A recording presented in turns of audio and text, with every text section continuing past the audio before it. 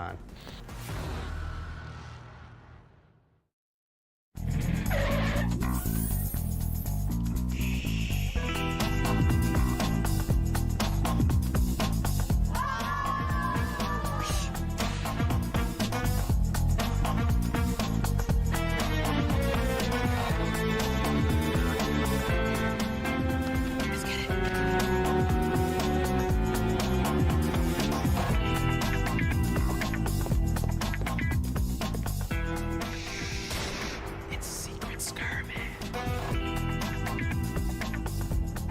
Ladies and gentlemen, we are live with day 2 of the Secret Skirmish here from this, well, very secret facility. I don't even know how to get here, but you hear it in the venue. These players are ready. Yesterday, insane duos competition, but today, only one thing matters. Solos from start to finish. No one to blame, no excuses. 400,000 on the line. Before we can get started with day 2, we've got to look back at how incredible day 1's competition went. Hello everybody and welcome to the Secret Skirmish. And we're going to be starting off with some duos. And surprise, there's a $500,000 on the line.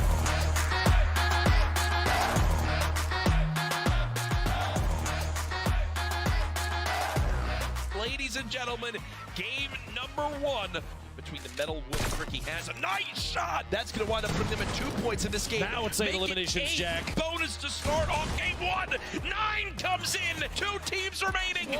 Sam's still on the high ground. Sam now weak, and there he goes. DMO and Tfue. And all I could hear was just got another one, got another one, got another one. Just got lucky, I guess. You want to make a prediction right now? Quickly. Bizzle. Bizzle. All right, she called it. Let's see if she's right. There you go. Tricky is going to drop down a little bit. Takes out Saf. He takes out Saf, however. And boom. There it is. He could potentially top back up on shield. One. That's one. Great pump shot, but he's got to get out of the storm. That's a 95. That's down. If he can confirm this, he just has to wait it out. They'll fall to the storm. Great shots, great positioning. No Absolutely way! amazing play from C's. That is 7 limbs and the win. Of the storm wing. This is. No I don't have words. Stuck out in the storm, gets picked up by Rifle. Now it's just a straight 1-up. Just shoots with Rifle. Able to be picked up. Rifle goes down. Anthony cleans it up on the backside.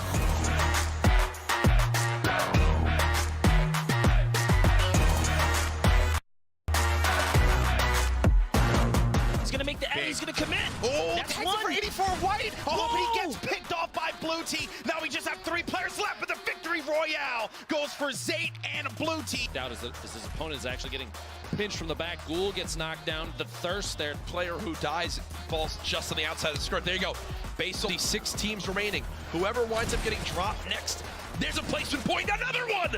Oh my, Saf now with 5 limbs, and he's earned his team another point as well for placement. Saf continues to do it. He's dropping him down. Saf with another. Oh my God!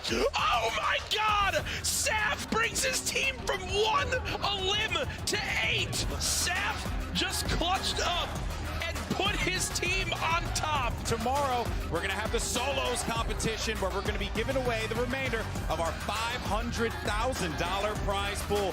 We'll see you then. I am still blown away by that insane clutch by Saf to end day number 1. Hopefully a sign of things to come here for day 2 of the Secret Skirmish. Let's take a look at our schedule. As I mentioned, duos are done. Solos are today. From top to bottom, we have 3 matches, a brief intermission. That's AKA Jack needs to eat food. Then we come back for 3 more matches tonight. The big prize money is here. Everything they've practiced and worked for is now on the line. All the players are in the lobby. They are ready. Let's send it to our casters, Monster and Golden Boy. Thank you so much, Jack. I think he was just trying to say solo dolo action because it's about to go down. I'm excited, folks, It's going to be a good one. I'm Golden Boy. This is Mr. Fortnite himself, Masa D-Face. We're going to get ready to break down the action solos here. And, you know, I mean, you talk about solos, right? This is really like it's all up to you at this point, right? You're running as just one individual, just trying to get that coveted victory royale. A lot of pressure, Monster. Yeah, it's not like yesterday where players were randomly paired up against one another. We're talking this is you going toe-to-toe with all of your favorite competitors. Yep. And, you know, some of the best players in the world on the one hub. You're running by yourself. Luckily for us here, we are not running by ourselves. We actually have a stellar team that's going to be covering all of the action. Look at them right there. We got Pal. What's up, Pal? Oh my God, what's up, Golden Boy? Hey, I'm good. What's up with you? I'm here with the squad. These are the beautiful faces you'll be seeing throughout the day, reporting, hosting, casting. So I'm really excited to get this started. So I'm going to throw it back to the desk. Well, thank you so much, Pal, for that one. Yes, you're going to see everyone throughout the broadcast, alternating, you know, jumping in and out, like casting, hosting, doing sideline interviews, getting the stories on the floor as they happen. But there has been some crazy updates that have happened to Fortnite coming into this event. Let's actually break them down right now. 7.40 brought some changes that a lot of people were really excited about, Monster. Yeah, let's touch on these changes. Planes no longer able to smash through structures, and we saw that for 5 games yesterday where no one used it offensively. At the end there, everything was in the air though. Yep. Players kind of going for it. They didn't care. But zipline and a rack prompt added. Now you can use the zipline, and it grants fall damage immunity, which is really awesome. Hand cannon changes, another big change to aggressive play on how these professionals kind of go toe-to-toe with one another. Yep. It's either going to reward you in full or you're going to get punished for hesitation, which I think is the way it should be. And this last 7.4 patch, the game has just gotten so much better. Huge quality of life buff. Yeah, that's right. They also added some new things as well. They added the infantry rifle, right?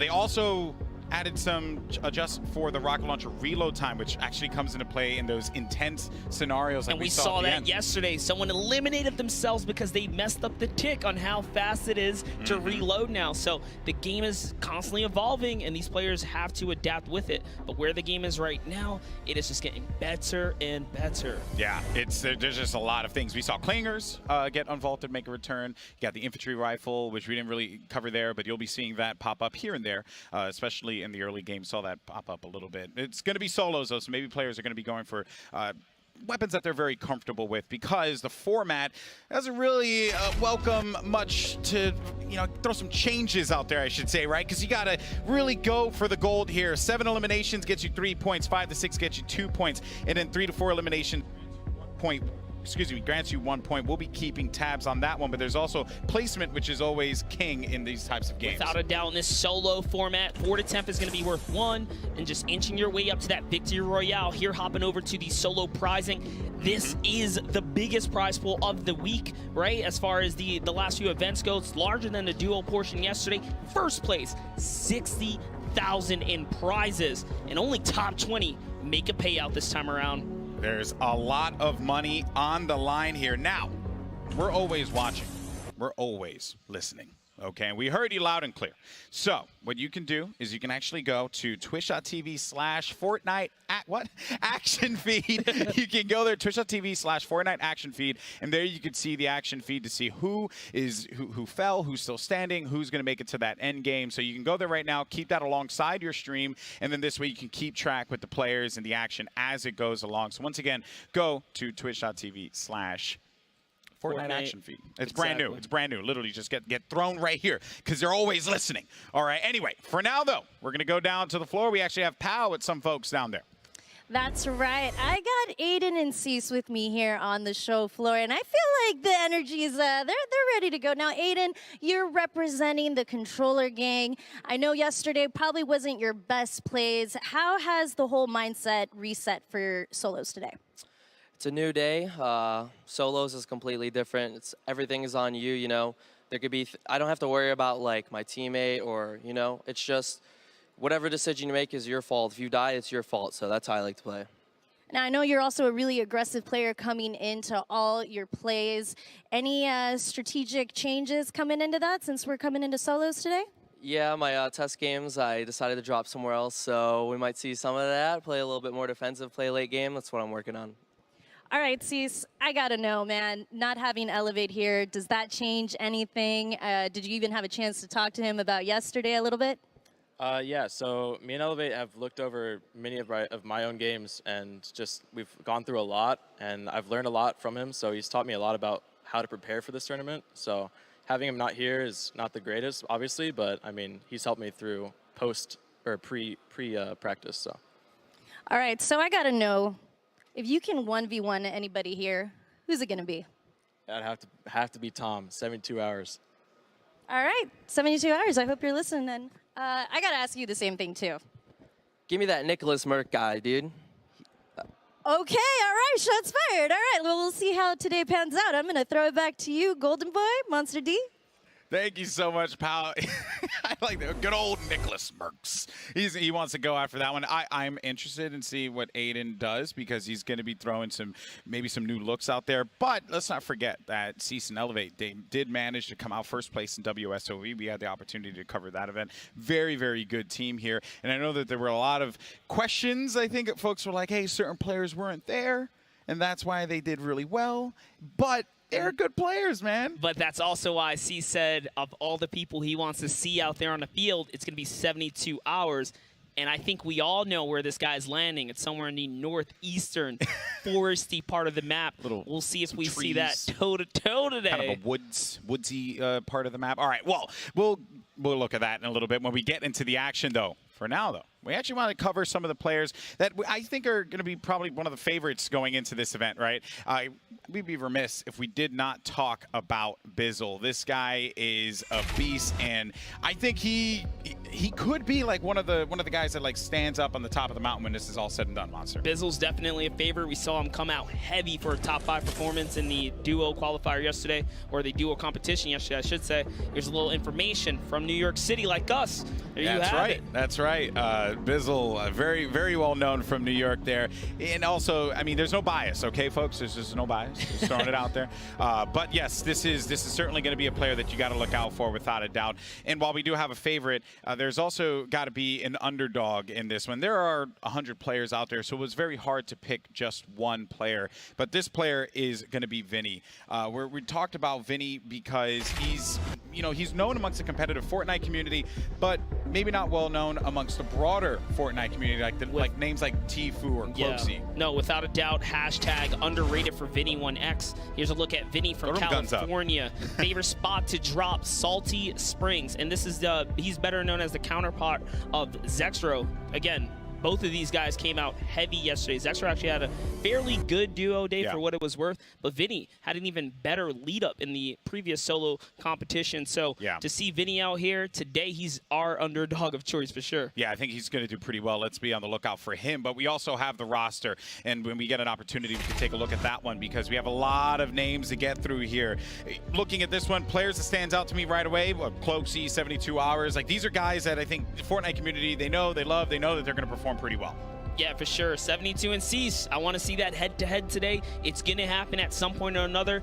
That is a story that I want to see happen today. Psalm, another solo participant who comes in every time, and especially under solo circumstances, handles that pressure. And we'd be lying to you all if we didn't talk about Saf.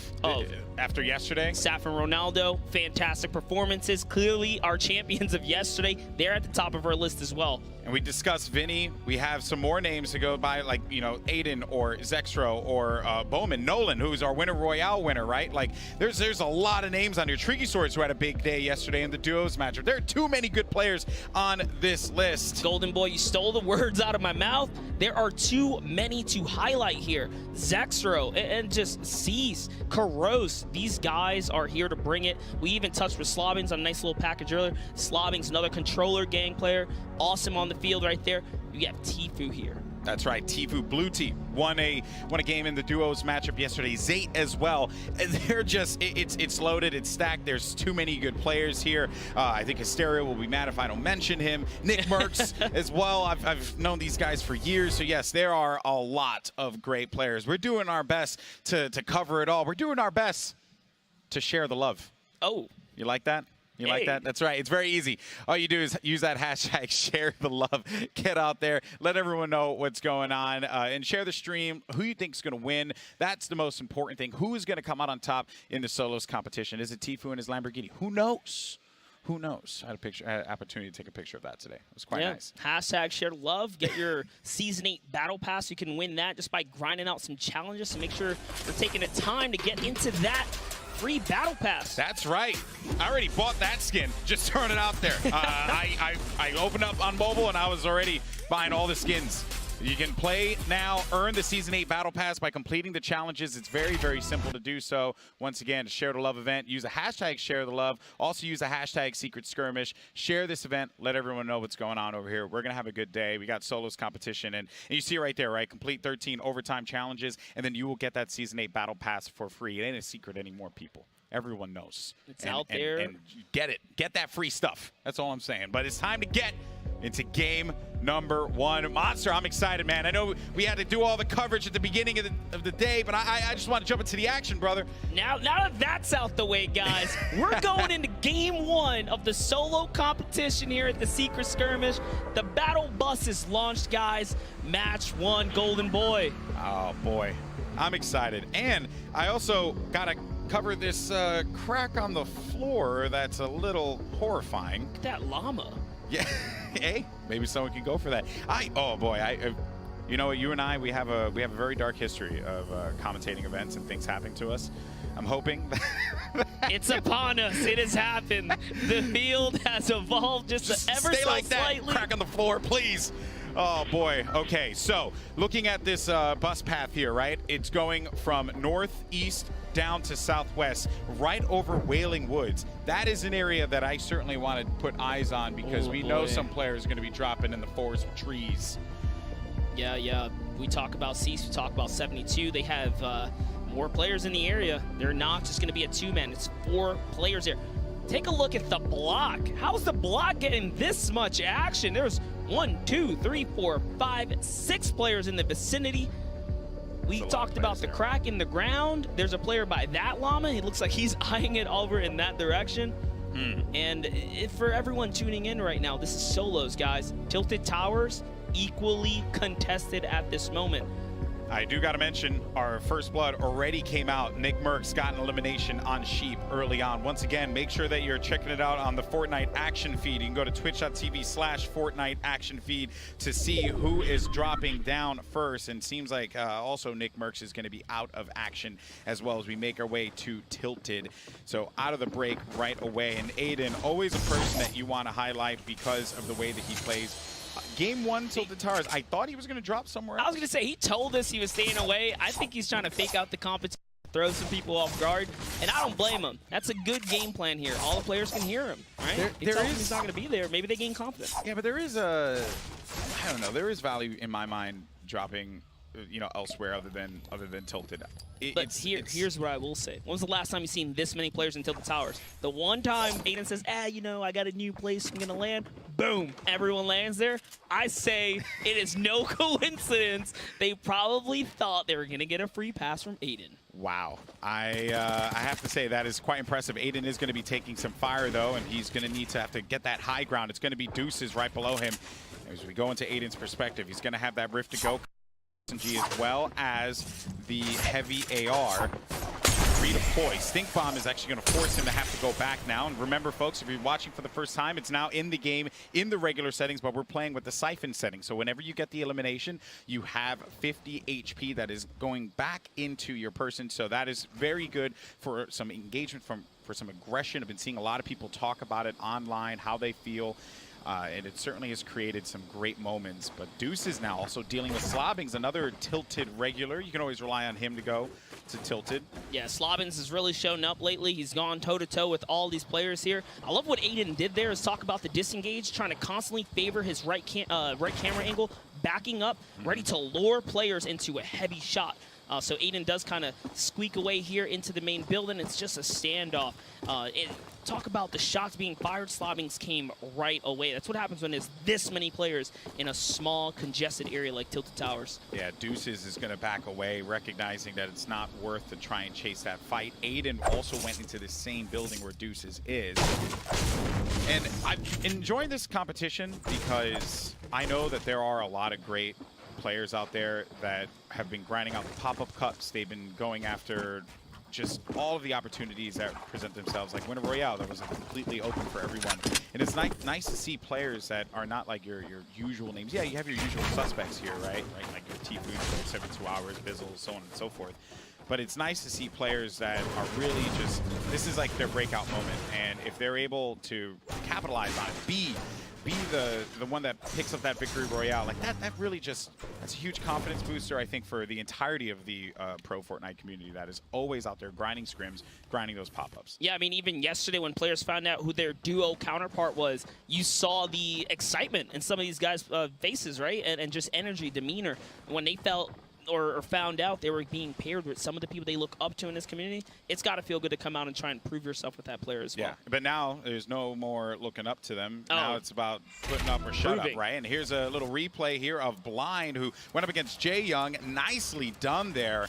Follows up, gets the elimination onto Jae Young, and sends him packing. You saw that Stormwing there as well. And then ends up having to, I think he may have thought like, hey, I just need to loot up. I need to get what I need to get here. You always want to play cautious in these solo competitions because you never know. Third party can come out of nowhere if the fight drags on for too long. Yeah, I want to talk about Blind here. One of the players that, you know, just recently has been having a struggle in these competitions, but to see him kind of holding his own here is really great. But we got a standoff of Persecute and POACH. POACH. He's waiting. Persecute. He's going to be turtled inside of there.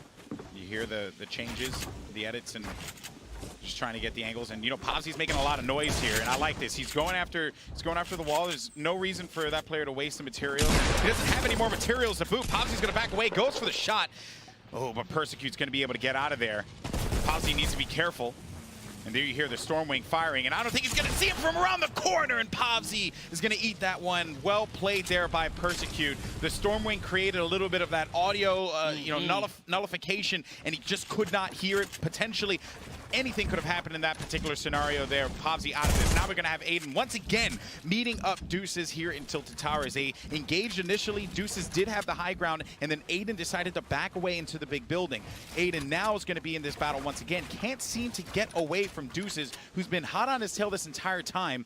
And Aydan now is looking around, seeing where this player is going to be. And Deuces disengages all the way back, not opting to go for the fight quite yet. It's a cat and mouse game between these two. Both of them, again, a really skilled player is always going to fight when they're most confident, and that's why you see these disengages and these engages. They want to set it up so it's picture perfect, clear when you take on these players. If you have a slight doubt, slight hesitation, you get out of there. And then there it is. Aydan's looking to just dip out, get to the zone now. The zone is all the way on the east here. Naga raining fire down on Germ.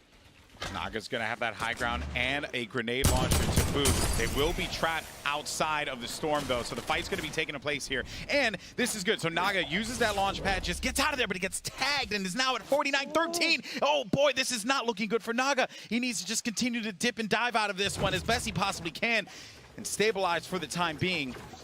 Still not going to be safe. Bear that in mind, and he doesn't have to heal, so he needs to get the elimination, or he just has to book it and get out of there. He does not have a lot of time to work with. He knows he has to take this fight or go for the apples. It's like a decision that's going to alter the rest of this game here. Is he going to go for it? Oh, Campfire comes out. This is what stands here. That was his last opportunity, but he gets forced away from it because of the stink bomb, and that is so rough for Naga, and just getting tagged up. He would have been fine otherwise, but because he got tagged flying away, that put him in a really precarious position. That is unfortunate. But now we got Devious and Ronaldo here. Boy, this is just, the engagements have been very intense in match one, Monster. Yes, they have. Every battle matters. And just like that, anything can happen here. Ronaldo looking to land his shot on Devious. He does have the advantageous position here. Just kind of hovering up over. He's going to take the pop shot. He lands one right there. Bye-bye. 48 shield from Devious. And look at the bottom of the map there, right? There's a player right behind Ronaldo. There's always players nearby. There are 81 players alive in his first solo match here. Devious is going to continue to back away. He's throwing that wall down to just give himself some more, give himself some defense, right? He's creating that quote-unquote shielding for him, if you will, disengaging. It's actually Kiwi who's nearby. You heard the shots. He kind of backed off here. Doesn't want any piece of this. These long circle rotations will force players to just play a little bit more passively. Kiwi going for the boost off on the ATK there. Bye-bye. He's gone. Oh, and Ronaldo's going to eat a shot from the left side as he was going for the shots there on Kiwi Face, who was trying to just run away and use that boost that you had mentioned, Monster. Yeah, Devious, you know, every shot matters. He's trying to just chip his opponent down. You know, it's still one of those things, though. He's got plenty of minis. Ronaldo's yesterday's champion, so his game sense is, it's up there, say at least. I wonder if he's going to look for the rotation or push here. Yeah, he's just trying to break line of sight. There it is. He's back to the Stormwing. He's probably going to get hit once here. Well, I think there was actually some activity that was going on over there where Devious was. Yeah, it looked like a player was trying to third-party that fight. Devious ended up getting tagged up, so he got distracted for the time being. So he's going to fly away from that. Might have been a little saving grace there. Look at this. This rotation is insane, guys. So the map or the circle, the Storm is pushing way southeast here. Yeah, it's going to that Lonely Lodge area. There's Devious. Oh, boy. 78 players. We're just in the second phase here, and it's about to close in some more. These players are going to have to start to push on further. There are a few bodies that are going to be lingering by Salty, by Dusty, Tomato Temple. Just a lot, and also that Storm Surge warning. We'll cover that in a second. For now, though, we did have some more Tilted Towers activity. Or actually, I stand corrected because it was Slobbings. I just assumed it was a Tilted, but it's actually going to be Slobbings here in the low ground against Grenades. Wow, just beamed him there with that blue pump. Goodbye. Now Aydan is going to be in a battle against Slobbings, and Slobbings is so low. This is a battle between two Tilted Legends, and that is going to be the elimination, and Aydan will win that one out. He's just got to get through quickly enough.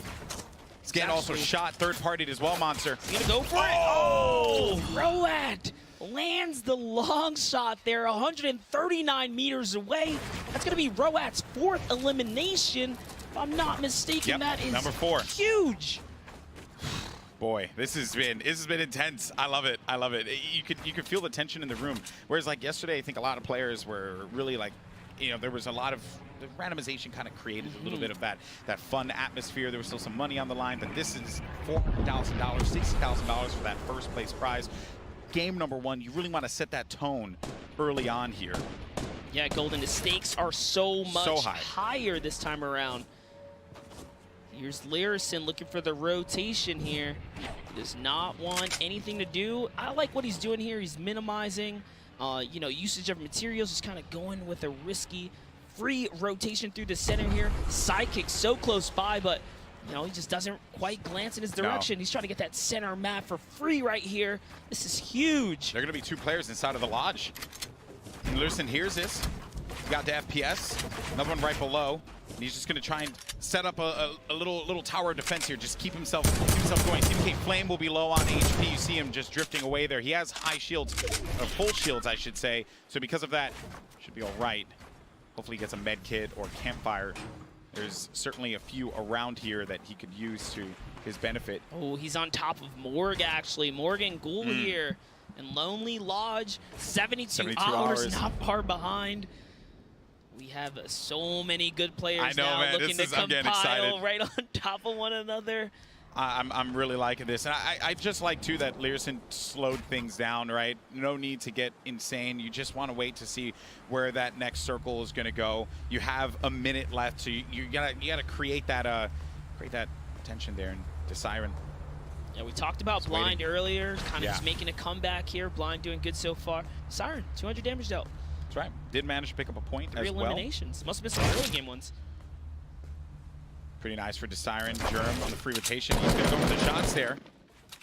And he's not going to land anything. He's just going to chill out to the next zone. Yeah, put the fear in him there, right? Looks like there's a big old fight happening in retail right now. You can kind of see it off in the distance. Hopping over to retail, Roat, Snood, Frosty, Trigger. Roat's at 5 eliminations now. He's having a big game. I would like to keep more eyes on him if he continues to go like this. Because if that's the case, Roat could be going in the end game looking pretty. He's knocking on big bonus territory here, guys.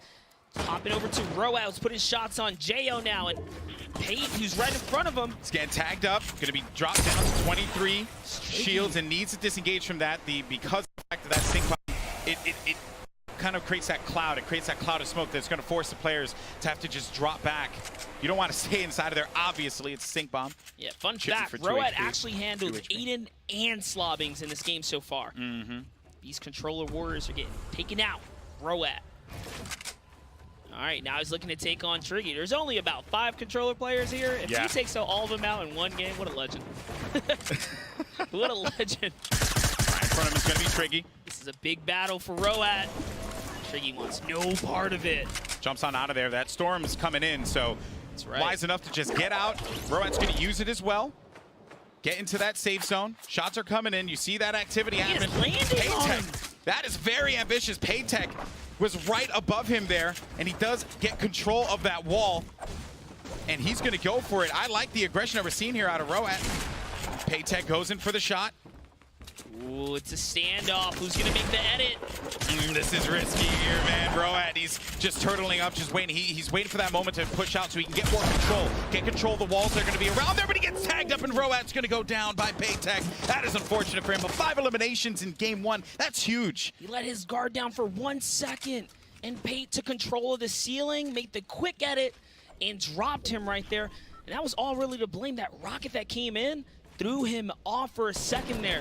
That's the first elimination for Pate here, putting him in a good situation now health-wise. He's got so much heals, extra launch pad. Yeah, it's been a good game so far. Very intense game in game 1, and there were a lot of moments that we did not catch. Luckily for us, we got Sundown standing by over at the analyst corner. Sundown, what you got? Thank you so much, Golden Boy. We're going to hop right on in. J-Truth, you saw him yesterday with Tfue pushing McDongle, but McDongle's going to make him pay. Despite being down HP, close quarter combat, great 95 shots, stays with it, making sure it's tracking on top of it. Next, we're going to jump on over to Persecute with a cheeky little bloom play here. Look how he goes up from the low ground, comes right around it, make sure he uses the Stormwing for cover, and pushes right in. 95 damage. Pobsy had no chance there.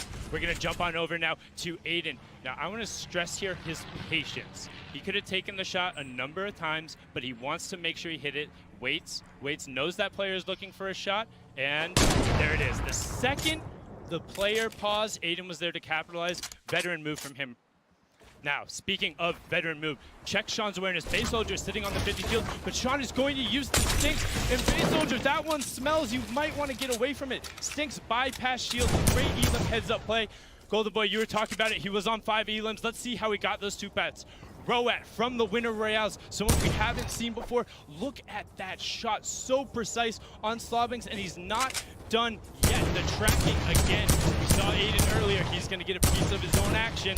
Rowout picking it up there for the 4th Elim. He was able to get 5, 2 points early for him. That's solid for game 1, Golden Boy. Yeah, indeed it is, man. Thank you so much, Sundown, for that. Also, just an update on where we are standings-wise. You got Rowout, who has 2 points, those 5 eliminations. He's out of the game, but the only players that have points right now is the Siren and Aspect. They have 3 eliminations each. We have a lot of players, though, that are on the cusp of being able to pick up a few Elims, and I'm going to make sure I keep track of this as it builds on.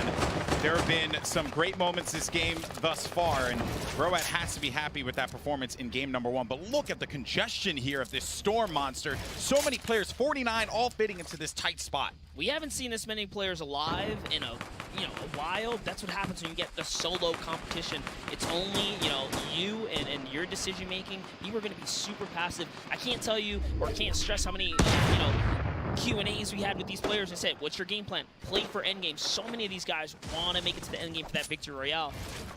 And when you think about this first moving circle and how the players, you're hoping that you're at the edge and that 50% of that circle is on your side. Fortunately for them, for guys like Aspect, for example, that are going to be all the way on the outside, they need to make that rotation, but a player's going to go right for the attack, and it's Fulmer. And Aspect's going to regroup here for the time being. Aspect does have a point. I love that. He's catches Sean trying to use the cone trick sitting in the cone to catch Bizzle off guard, but now Sean's gonna get punished for that. And it's time to get on out of here, start making your way to this next zone. Love what he does here. He puts down pressure and then rotates. So there's no way Sean's gonna counterfire. Bizzle's obviously, you know, distracted at this moment. This is game sense from Aspect here. He's going to make this zone rotation. I believe in it. Bizzle was one of the players that we said were the favorites, someone to look out for in game number 1, and heck, maybe in the entirety of the solos competition. Aspect, though, getting tagged up on the left side, 54 shields left for him. Needs to just wait it out a second here, catch any of the potential stragglers. Has a little bit of time to work with. Paytech, we saw a little while ago, picked up an elimination of his own. And Aspect, oh man, look at that. He's just going to use that launch pad, and that's going to allow him to just go right back into the safe zone. But he's got to pick a good spot here. He needs to be careful. Yeah, Aspect was almost victim of the early rotation, you know, where you kind of waste your materials, but his patience kind of plays off there, holding ground, catches that launch pad to get to the next zone, and the congestion is real now. There are over 30 players alive left in this first move in zone, and it's only going to start dropping now as the shots start raining in on players that are looking to make position here. Armand gets hit. Yeah, and Armand, he's just going to have to back away from that one. Eats a shot there from that purple pump. Oh, boy, when you... Dude, Aspect's on a hunt here. Yeah, I mean, when you see how Aspect's playing, he's on the prowl. Man, it's on a mission. That's another big heavy sniper shot there. The heavy sniper can break any wall in this game, and if you catch a player off guard with it, you're going to punish him. He almost took control of that wall there. Look, he's on the rotate again. He is on it here. Trying to go after number 4. It's Ghoul.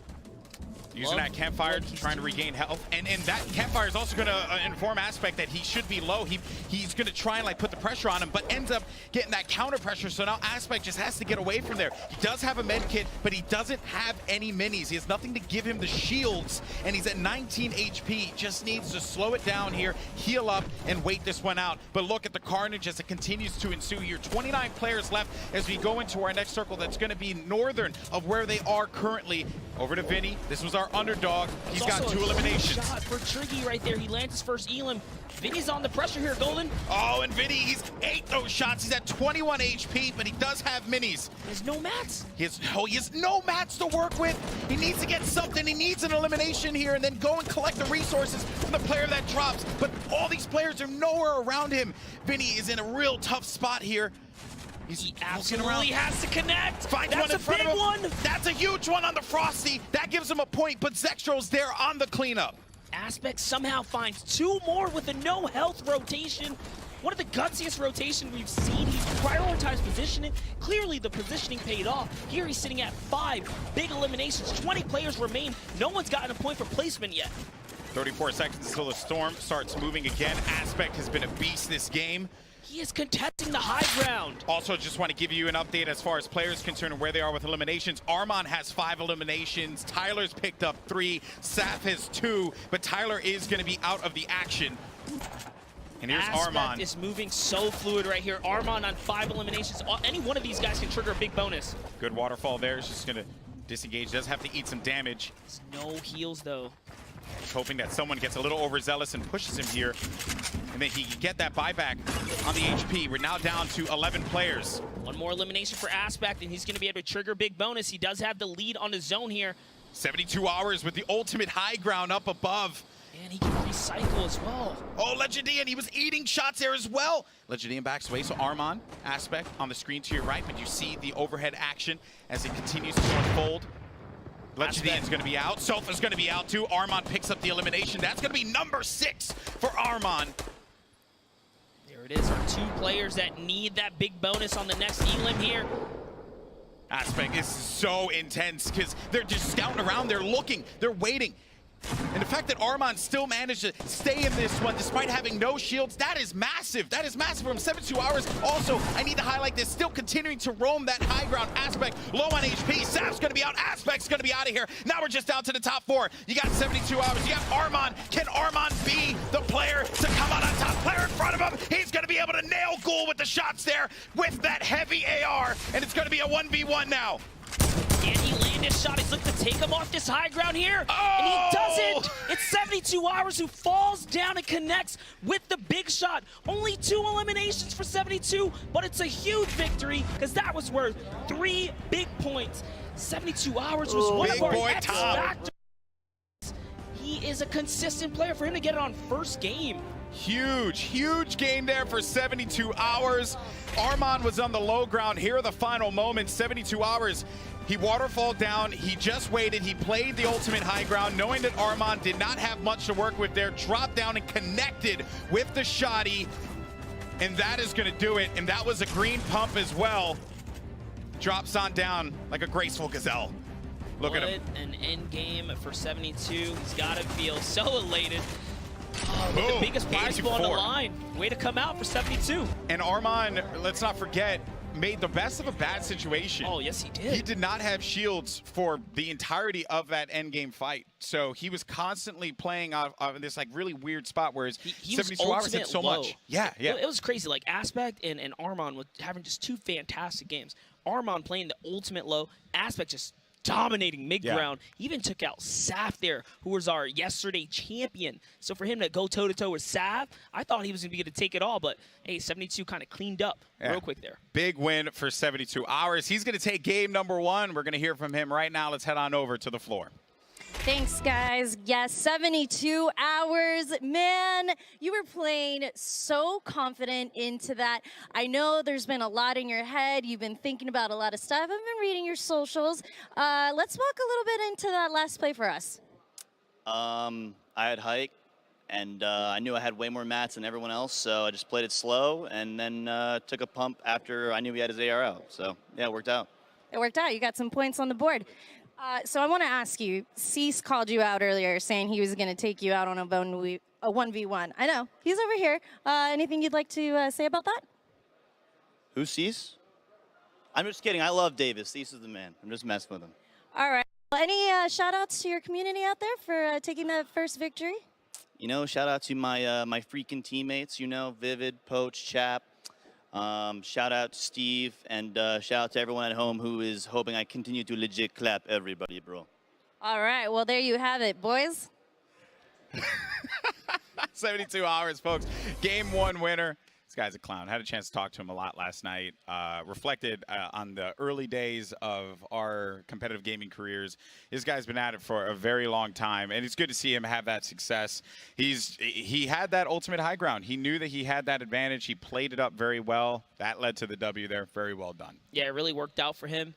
And good to see him kind of coming on through with it. Yeah, we'll see how he does, though, in match number 2. Still lots of Fortnite left to play. For now, though, let's go back over to Sundown, who's over at the analyst corner. He's got some more highlights from that game. What you got, bud? Thank you so much, Golden Boy. Certainly a lot of Fortnite to be played, but also a lot of legit clapping in that game, certainly. So take a look first. We're going to start with a nice double from Devious, pulling off this gatekeeping mechanic. Actually, we're going to start with a Fulmer clip on Bizzle, one of the favorites, dropping down on him from above. Just look at it right here. Make sure, again, with the gatekeeping, not letting Sean out, and then collapsing in, trying to find Bizzle, not quite there. Devious going to be up on the high ground, looking down. Poach trying to get in, that late rotation we talked about. And ooh, the hand cannon right there. Perfect accuracy, but he's not done yet. Quick little build battle with Ghost. Kayun gets the trap above, uses the hand cannon. Now, it will only insta-break Fresh Built Wood. Noticing that, Devious lands the second shot. Unfortunately, unable to find the third elim. Kaizui, though, will find that third elim. Making sure he's landing the shots here. Great accuracy, 78 damage to the headshot. Picking up Psalm on the rotation. No problem there. Aspect, the 16-year-old legend, dropping down in on Mateos, putting the pressure immediately for that fifth elim. Nice 2 points. Saf as well, getting a great shot, picking up a point for his third elim. Now, a player I really want to talk about is Armand. When he gets into it, he is absolutely unstoppable. Watch him here as he's coming around. Someone you wouldn't have heard of before necessarily, but operating incredibly effectively on this mid-ground tarp. Dropping the trap down in there and then following it up right away, using the siphon to keep on rolling. That fifth elim on Flossin and Kevy puts him in a fantastic spot going into the next game. Can't wait to see if he can continue it on. Back over to you, Lupo and Cypher. Cam, thank you so much. One of the best analytical players I think I've ever seen. Sundown has been around for quite a while, and I think it shows big time. But as you were saying, that was only game one, and I can't believe some of the aggressive gameplay that we saw in there. Can we talk about Aspect for just 2 seconds? Absolutely. I was watching back in the green room, and to see him with such low health, but still so calm and making plays and pushing and waiting. He actually didn't even end up using his medkit. He healed himself up by eliminating 2 players and getting that shield and health back. That was insane. Expert decision making, and you can tell that he has a lot of experience in these late game hectic situations. Aspect wasn't the only player that made some substantial plays at the end. We saw Ghoul pick up a number of eliminations simultaneously, but sitting up top into that last rotation, 72 hours secured the victory royale. The timing was absolutely perfect, and we have a set of statistics for 72 hours specifically. Now, you have to realize a player like that is going to wait. The timing is everything. I think earlier we had an opportunity, I think, to catch up with Tom, and he specifically made a comment about playing for late game. It was his focus. You can see there 405 damage dealt total and only 20 taken over the course of the entire match. 1 single shotgun limb, 2 limbs total, but honestly it's that last one that matters, right? That victory royale, that's 3 free points. Put him high on the leaderboard right out of the gate, and that's got to be a solid game 1. On top of that, Cypher, the victory royale, it carries more weight than just the 3 points. Oh, absolutely.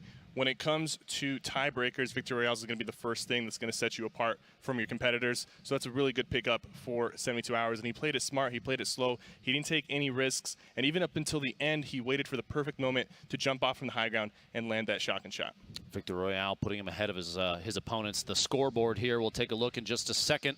If it comes down to a tiebreaker, 72 hours already has the leg up. As you can see there, 3 points. He's got a lead on Ghoul, but that's not who's in first. Armand with 7 total elims puts him at 5 points. Aspect right behind him at 4 points with 7 elims. 72 hours, Ghoul, Rose, Saf, Kaizui, Tokata, Tyler, and Kevy, your top 10 on the board here. Page 2. Rolling around a number of players. Actually, the top 17 all sitting on 1 point minimum. Absolutely. Right there, Legidian, the last one. This is just the first game, you know. A lot of games are yet to be played, so we'll have to see what people have for the next 5 games. Just remember that when it comes down to it, the points are good, but securing that victory royale is definitely going to help Tom moving forward, 72 hours moving forward, just because of the fact that he's going to have that tiebreaker advantage against the other opponents. Now, because he kind of has that tiebreaker advantage, Cypher, do you think going into game 2, 3, 4, 5, and 6, it's going to change the way that he plays specifically? Is it time to push potentially more for a little more aggressive gameplay, get some eliminations? We saw it from Aspect. Yeah. We saw it from multiple players. He absolutely can. The thing is, though, Tom typically likes to play very consistent game to game, and we'll have to see. I'm pretty sure he's just going to keep landing and wailing. Speaking of seeing, Cypher, game 2. The solo section of the secret skirmish here at that undisclosed location. The bus is launched. The players are out. We got to see where everybody's going to drop today. Kind of a northeast to southwest corner spread here. Early game, game 2, Cypher at solos. What do you think the call is? Where would you drop? I mean, I personally would drop Viking, but, you know, I might find my former teammate Nick Merckx or my rival Zexro there, so that's going to be a tough little drop. But that's my favorite go-to spot. So if I was in this game, I'd go Viking. See there in the bottom right corner of your screen, folks, 72 hours. Tom, as we've learned to call him over and over again. If anybody's confused, that's that is in fact his first name. Surprise. Looks like he is changing things up. Top of Dusty Depot. Quite a few materials here. A couple chest drops. Loot is okay, but he does have the lead in down into the divot itself. There's 2 other players in the divot. One of them is actually right beneath him. I don't think that player that landed there really has too much loot. McDonald taking 2 hits, already down to 15 health. It's funny, we're literally discussing potentially early game aggression, and here we see 72 hours, maybe listening in or something. He's going to go for this early game push. McDonald hiding inside the crate. I don't think he has. I don't think he has a weapon. I don't think it's too soon. Like he didn't have any time. He maybe messed up his landing. At this point, it looks like McDonald might just be trying to slow 72 hours down, hoping someone might third party come in from the outside. There it is, first elimination. He did not even have a weapon to his name right there. That is a little unfortunate. You got to work on the landing there, or you will be punished in this game. Based on the skin, that literally was shooting fish in a barrel. I hate to make the joke, but I had to. Meanwhile, over here, Happy Hamlet, Overpeak, and Naga Ops in a tight 1v1. Pearl is just to the south. Looks like there are 5 players total. We've seen in the duos, a number of duos landed down here and split the 4 corners like you see in the minimap, but it looks like we have 5 total. Overpeak and Naga are going to get into it here in just a second. Looks like Naga might be holding a pump shotgun through that wall. You see the silhouette there looking for a feed shot from Naga before you know it. He's gonna have to land his pump shot really well right here. He is getting a little bit of health off, so both opponents kind of lower health. Whoever lands the perfect shot is gonna get it. Overpeak does not have a shotgun in this fight. And that is a big disadvantage, as you can see right there. Even though he landed the shots with the SMG, it's just not enough burst damage to end the fight quick enough. Naga Ops did have that pump, and it played out in his favor. That very accurate flick shot there. Naga Ops securing that quarter of Happy Hamlet as his own. We have a real quick replay we'd like to cut to of Aydan, one of the stars of the show. Yesterday we referenced him a number of times, his duo teammate Butter, but on the solo side of things, let's take a look to see how he's doing here. Unsurprisingly landed at Tilted Towers, the drop in, he's getting very aggressive. That pump, wow, pays off big, a 130 crit shot as he secures an elimination in the bottom of, I believe that is the pawn shop down there, south side of Tilted. Now, we saw Pearl landing in Happy Hamlet quite a bit yesterday in the duo competition, and he's not changing it up this time. Clarity G, also somebody who was landing in Happy Hamlet. It seems like some of these players carry over their duo strats into the solo games, and that's good to see the consistency there. Only problem, would you have any fear if you were in competitive Fortnite player like that, like you said, duo strats carrying over to solos?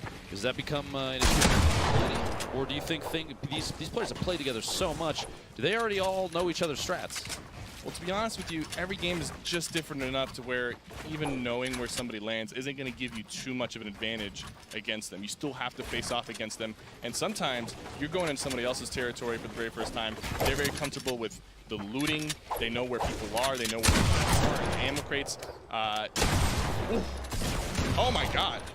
Almost getting caught off guard there. Clarity goes down to Pearl, just barely missing the Elim. It was close. That was close. It just came down to a few shots, one edit play, but both players were playing very aggressive, but Pearl just had the better shot in that situation. Here we have Jae Young and Landjock literally stuck in the same one-by-one ownership of the ramp. Jae Young opting to rotate to the outside, but gets caught off guard. Landjock secures that elimination, that gray tack shotgun. Look at the build damage, 1,569 versus the 95 shotgun damage alone to a player. That's all it takes sometimes, that one shot. Landjock was probably putting a lot of pressure on Jae Young prior to us tuning in here, which is why they ended up being in the same one-by-one together. Does not surprise me. Meanwhile, back in Tilted Towers, Aydan deuces the basketball court, a 1v1 situation. Tfue may not push in. You saw him in the background screen there, but we're worried more about these two. Those dual pistols coming in big for Aydan as Deuces decides to just rift away. See, last game, Deuces was the one hunting down Aydan the entire time, and now Aydan is on the chase for Deuces. I wonder if Aydan's going to use this opportunity to reposition, maybe go somewhere else, and continue farming up. He did say he wants to play for the late game.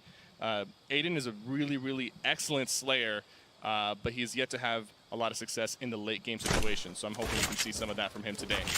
See the bottom right corner of your screen. One of the boys from FaZe, Nate Hill and Legidian. Little one by one or 1v1 still down here. Happy Hamlet looks like Legidian trying to rotate away. They may have been in a scuffle just before this. The build count very low for Nate, but he is going to take advantage. That is a new feature in 7.4 Cypher. Very important to note. Those campfires you see sitting around on the ground, if they're not burnt out, you don't see the smoke, you can pop down right onto them, hold down the interact button, and boom, you get a free campfire, which in cases like this, Nate is going to benefit huge. Big value from that campfire. They've been extremely convenient ever since they've been added to the game. If you know where they are, you can always go check on them. Like you said, one-time use, but it's going to give you about 50 health back. And sometimes that's really what you need to get back into the action. 50 HP could be the difference between a one pump and two. You see on the left side of your screen there, Legidian and Nate Hill. You have Armand, one of the stars of the previous match, flying around. He's in that storm wing.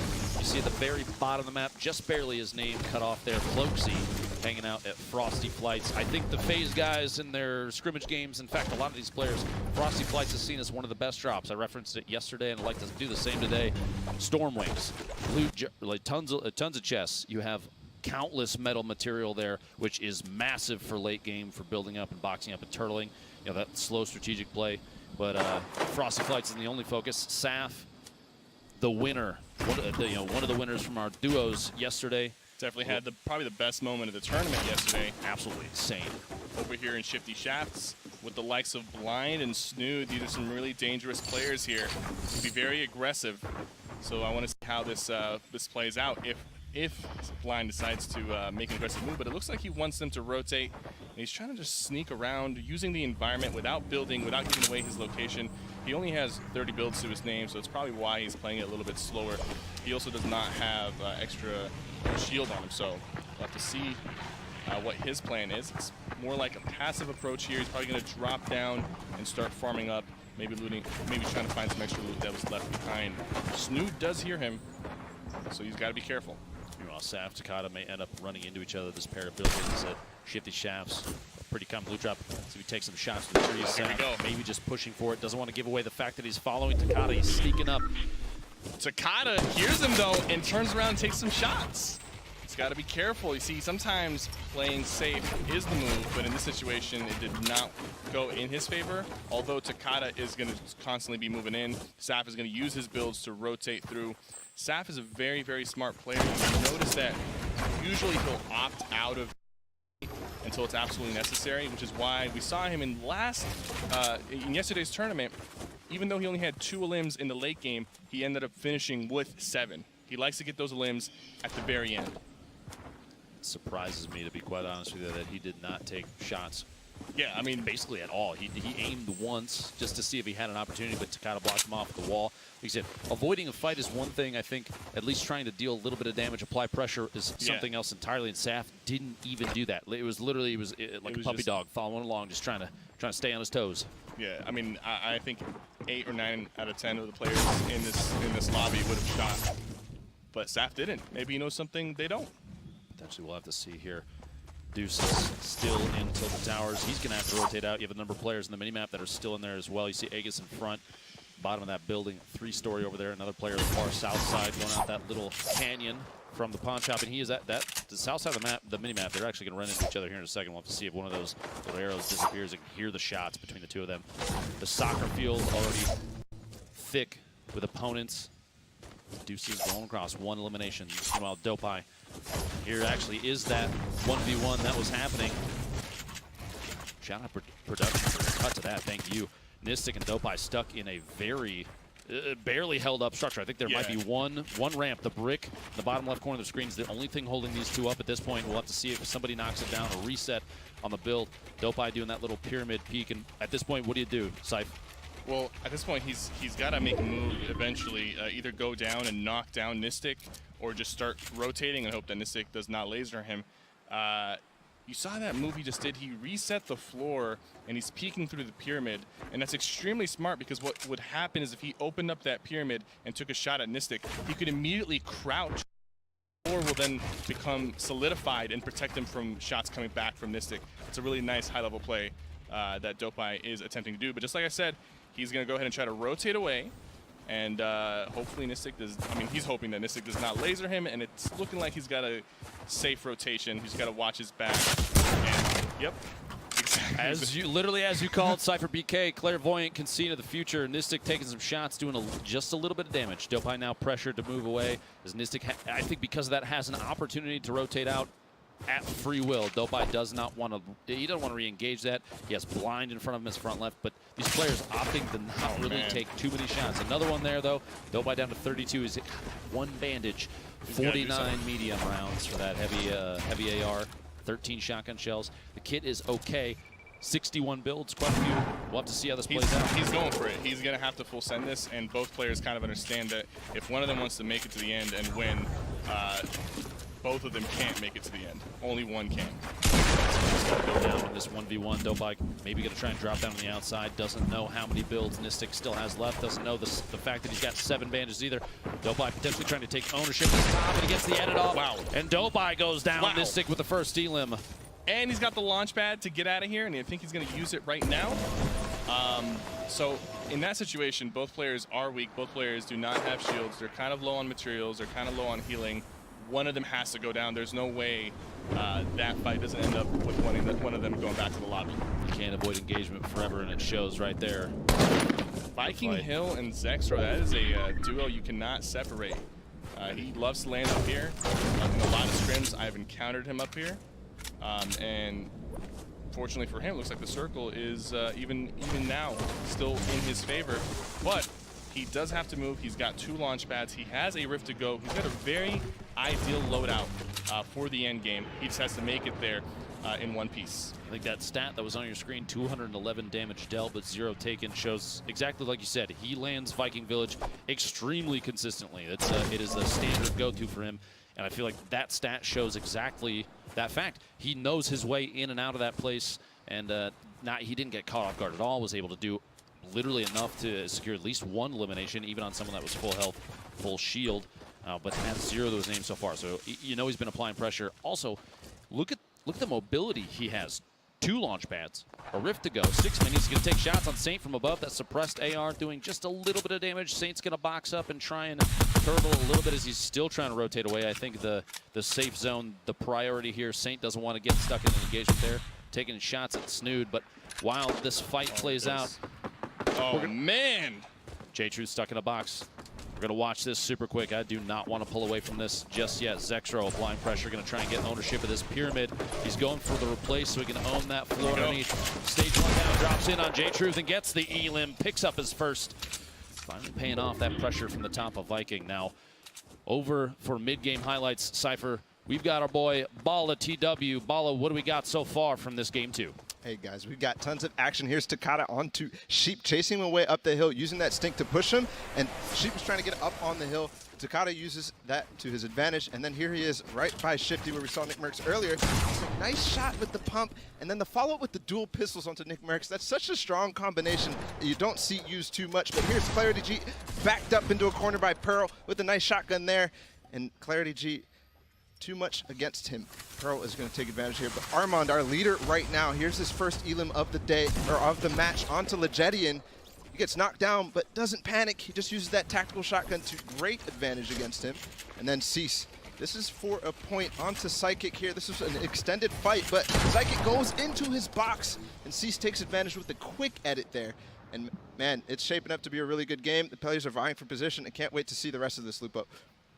Ball of the speed of these players, especially in solos, is exemplified. Cease sitting on 3 here, and we saw Cease, Cypher actually, he won one of the duo matches yesterday, secured it with his opponent. How do you think he's going to do in solos today? Well, you know, he tweeted out earlier he misses winning, and I guess he wants to win. He had some good success yesterday. I believe in him as a player. He has the capabilities, he has the skill set. And if you noticed, he did have a pretty decent loadout. Now, he was missing shields, but Cease is the type of player who can fill those shields up with a few quick moves. 60 players left right now. Zexro, 111 builds. I think the kit kind of couldn't get any better than it is right now. He's sitting in an excellent spot. And he knows it, too. He knows it, too. He's playing in a way where he's looking for those shots on the players who might not have the mobility that he has. As we saw earlier, he played very aggressive. He's just looking for those AR taps, and once he gets a few hits on somebody, that's when he's going to start pushing and trying to get into their box and finish them off. You see, what? Wait, Cypher, what am I looking at? 72 hours of sitting in a box with a Stormwing and a quad? Yeah, he's got a lot of mobility options here. He doesn't have any item mobility, but you see, like, the plane is not going to be able to break through this. I don't think, even with the boost, will it be able? I don't think so. I don't think so. Cypher. He's going to have to open this up. He's going to have to, you know, build himself a little bit of a runway. Tom built his own garage. Cypher, what is he doing down here? This is not a surprise from Tom. I've seen him do some crazy things. I've seen him use the bush in one of the before. He likes to think outside of the box, and that's exactly what he's doing right now. Remember that bush play, too, that you referenced was before the changes for 7.4, where it does absorb that first shot. Yep. Looks like 72 runs win the very last second. There we go. Take advantage of the Stormwing, 55 left, and this Stormwing is getting absolutely lasered. He's under the damage threshold, too, Cypher. Oh, no. That means he might have to make some aggressive plays here. Maybe he could get some tags with the Stormwing, although he does have to jump out before it gets blown up. Honestly, I think he was just saved by the elimination of another player down to 55. You see, he's now 101 above the damage threshold. Nice. At least somebody went down, saving him from having to apply a little more pressure. And now he gets to just chill in that plane. Even though it is very damaged, there's a chance that he can slip by unnoticed, and that's what he's hoping for right now. There's a little bit of pressure in front of Cease right here. 3 elims. He's going to try and hold on here. 52 shield, 93 HP. He's got that minigun. Do have a replay we're going to throw to here in just a second. Assuming nothing crazy happens. Pasek with 0 elims so far. A pretty aggressive kid. But the headshot snipe on Germ. Great Germ shot. goes down. Whew. That's got to feel good. Those They never get old. Those picks, those are so important. They are so powerful because a shift in elimination count with such ease. I say ease like it's an easy shot. Yeah, right. But just a quick one shot like that can mean just even a confidence change in some of these players. And that, you know, that's got to be. And Cease is currently leading this lobby with the most elims at 3 elims. So that means most of these players have been playing a little passive. We're not seeing as many elims compared to the previous game, but it's about to pick up here very, very shortly as we see Cease melting some of these builds with the minigun. He's got 400 light ammo to his name, so he could definitely use that quite a bit before he runs out of fuel. Now, if you're just joining us, welcome. This is the Secret Skirmish. This is the solo day. We have 49 players left. Match 2. Some aggressive gameplay coming out here. The underdog from our duos day, I think still kind of the underdog for solos. Butter has 2 eliminations here. Wow. 14 builds and a rift to go. The snipe shot just barely misses. Not sure who's up there peeking. Don't get caught gargoyle in there. You don't want to tunnel vision for too long. There we go. He's got some mats now. He only had 14 builds, and now he's up to 74. That was a really good pickup for him right there. He also has a rift to go and a launch pad and a campfire and a trap. He's got a good kit. He might have a chance to make a name for himself here.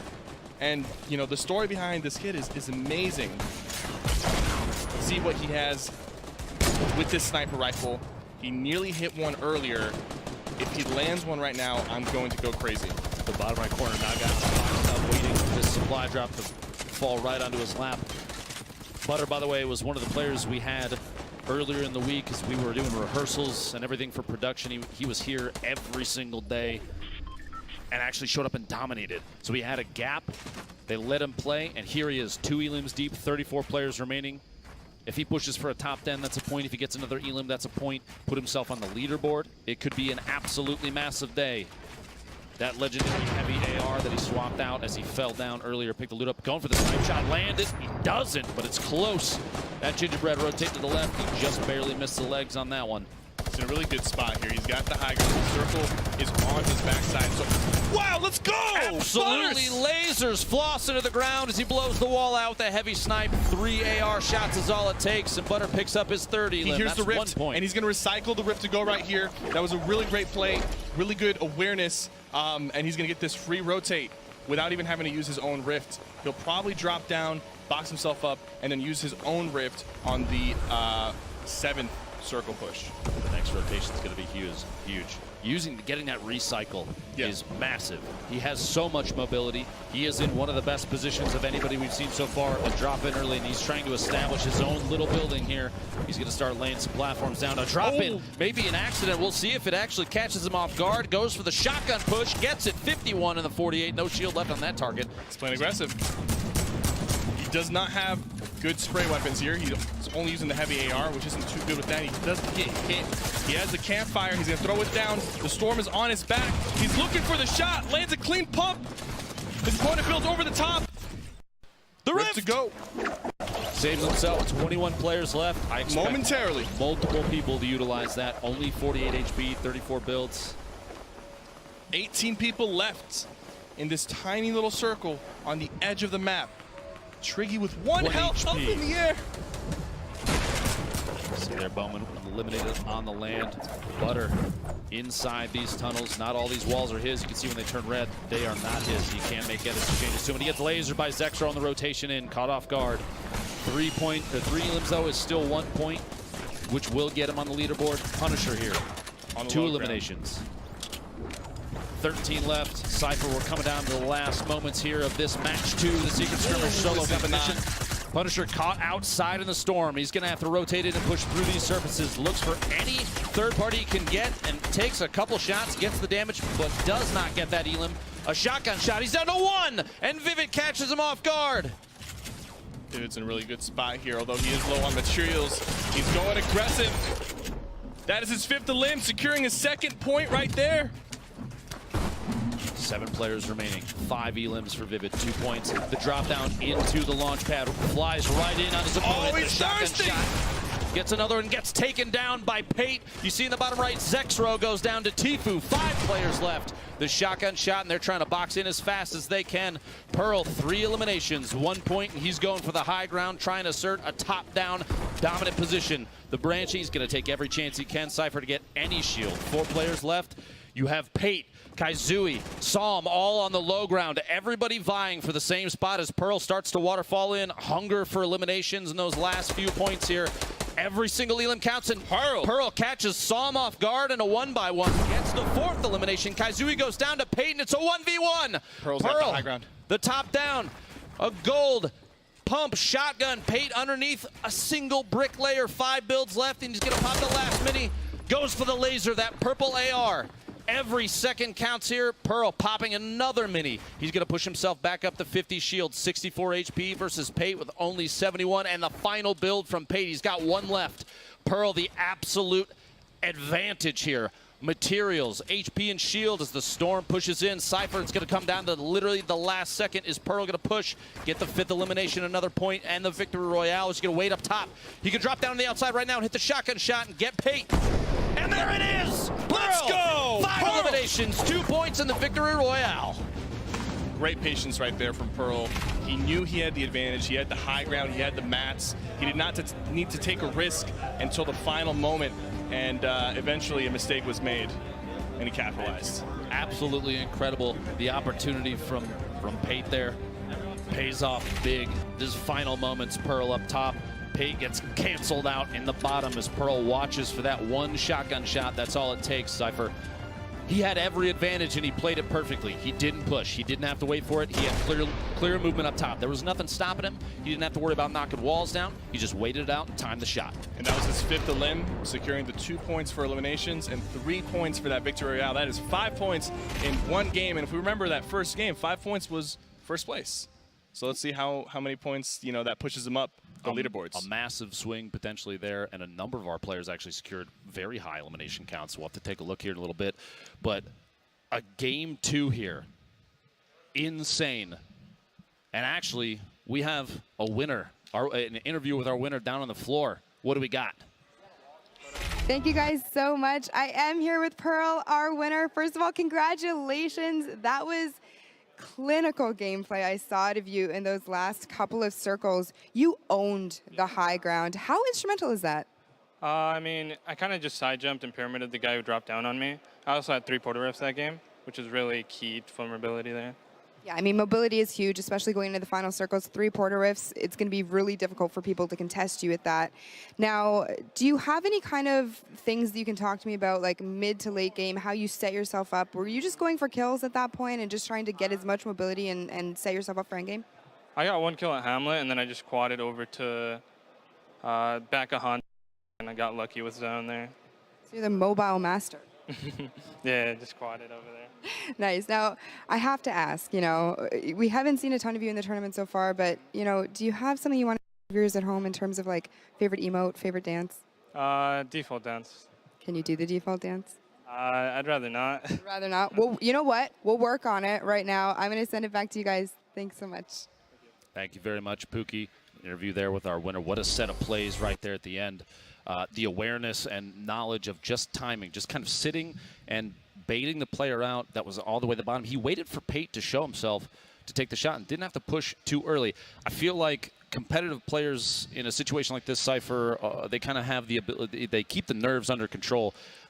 It's impressive to see. Absolutely, and when you're in that situation, when you're in the heat of the moment, you can just get lost in the sauce, and that's exactly what happened there. He knew he had the high ground, and when you have the high ground, you can kind of control the tempo of the fight. You know, am I going to jump down? Am I going to try to shoot from the top?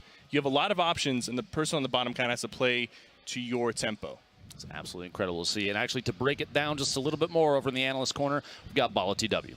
What's up, guys? So many highlights there. I can't believe that game. There was actually so many scoring plays, but we're going to go ahead and take a look at 2 breakdowns here. First, from early game, we have 72 hours. The winner of the first game, off drop. This is very interesting. Look how he is looking all around him, and this is super important as he does spot McDonald right here. If you could pause it, you see McDonald going all the way through.